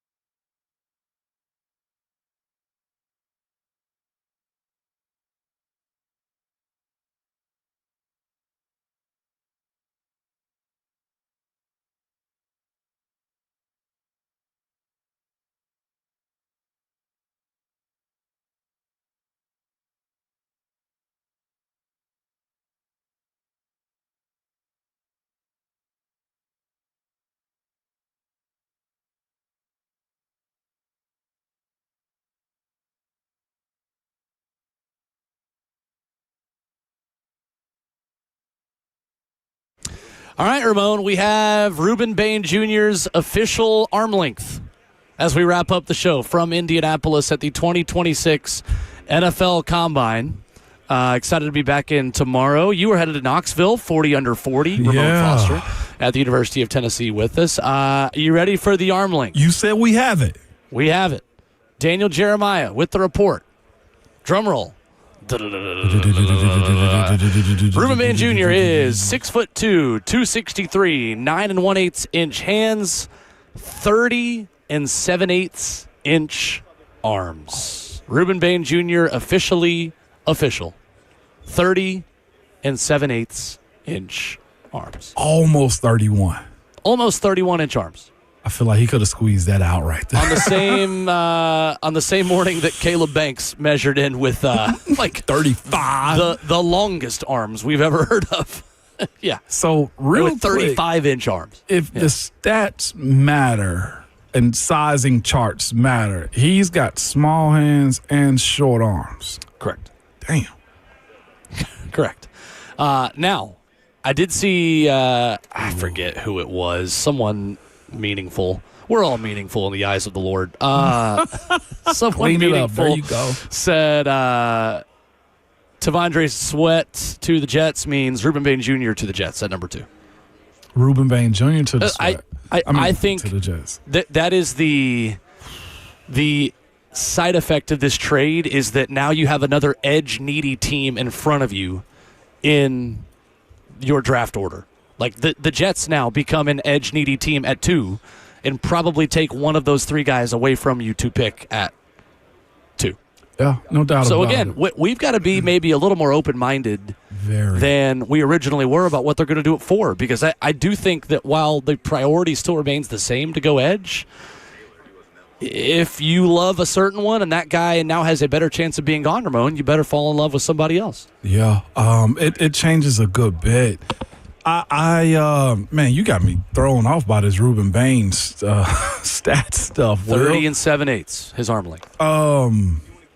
It really is going to matter. I wonder how much does the tape matter in this, Will? Because we just played a commercial where Blaine Bishop, our teammate here, was talking about T Sweat and, what he can mean to a team, and now T Sweat is gone. And I do wonder, looking at Saleh and how disciplined he said he is about life and maturity and just how much of a great teammate that you can be, like when it comes down to splitting hairs on what this 4th pick is, are you going for what's best for the team or what's best for the future team, like this year or years to come? Because if that's the case, as I said before, and we had Ryan Roberts on just a second ago, I think the best right now is Bane, minus the arms and hands. Right. But the best over the trajectory of this team, progression of this team, is probably David Bailey. Mm-hmm. Right.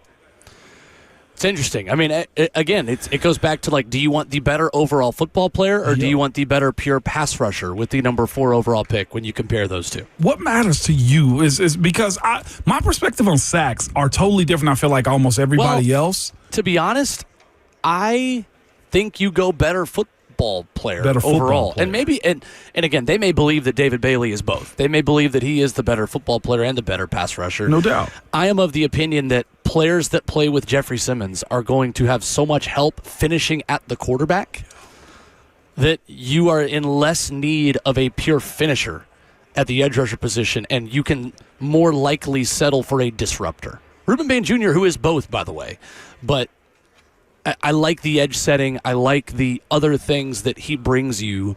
I like the motor. I like the fact that he sounds like a Tennessee Titans player when he speaks. No doubt. And I mean that in both the traditional sense for AFC Central football, Eddie George, Javon Kearse, Kyle Vanden Bosch. I also mean that in the sense that he sounds like a player that Mike Borgonzi would like a lot. And I know what Borgonzi said about him the other day, too. And what the Titans have said about him is that his tape is undeniable. That being said, there's never been an edge rusher drafted inside the top 100 with sub 31-inch arms. No doubt. Never. In the top what?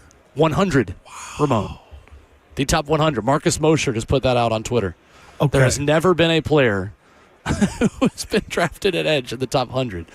with sub-31 inch arms. I do think that's a bit reductive of what Ruben Bane Jr. is to your defense. He is not just an edge rusher if he comes here. He is a guy kicking inside on third down. He is someone that is going to do more than rush and someone that is going to contribute quite a bit. So I guess this is such a long conversation and a sit-down that has to happen because what has Ruben Bane done to make himself this valuable?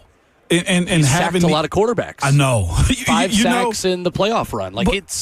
He's played good football against good tackles, too. And the only reason I bring it up is because the NFL truly believes in these measurements. They truly believe in history and stats and trying to project one player this year that reminds you of a player 15, 20, 30 years ago, right? And that's where I guess the concern comes from the Titans. Taking a player like this, when you throw that never word in and new, I guess just a new world of understanding why Bane when there's other guys that fit the mold of what they think NFL players are. Right. Like, are you really going off the tape? Does the tape matter to you that much?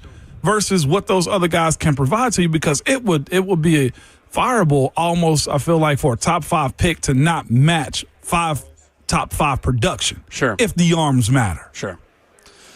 Justin Mello this morning as we wrap up saying confirmed Titans formal interviews at the NFL Combine so far via multiple reports. Arvell Reese, Ruben Bane Jr., David Bailey we knew. South Carolina corner Brandon Cisse, who is someone I spoke with a draft analyst about on the OTP yesterday, who I think is a really interesting fit for the Titans at the cornerback position.